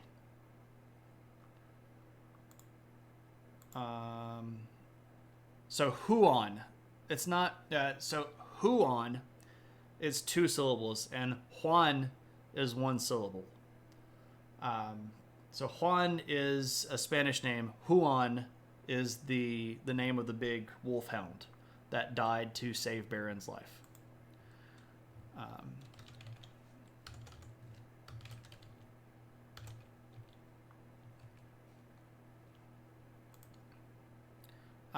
That's how I would pronounce those Sri Lankan names. Oh, okay, I gotcha. You just take the first syllable and go with it. Full name, Huon Earth. All right. For real though, let's go do a raid. We haven't raided Cave in a while, and Cave is a big fan of Lord of the Rings, so let's go raid Cave Geek. He's a good dude and a good friend, and we haven't brought some eyeballs his direction in a little while. So thank you everybody for hanging out on History of Middle Earth. I really do love doing these. We are just a little bit over halfway to our next one. We're at 752 followers right now, so we'll get there eventually. Over the summer, I might do a community goal to donate some points to have another one. Aristotle sneaking in at the end, being all sneaky like. What up, man? Uh, so anyway, we're gonna go raid cave. Hope everybody has a good one. Next time you'll see me is on Thursday. Come on back by. We'll be talking about a whole bunch of chaos in China, and then China manages to pull itself together at the very end, and we get a new dynasty, a new ruling single dynasty in China for the first time since the 420s. It's going to be kind of weird, but anyway, thanks everybody, and I'll see you next time. Have a good one.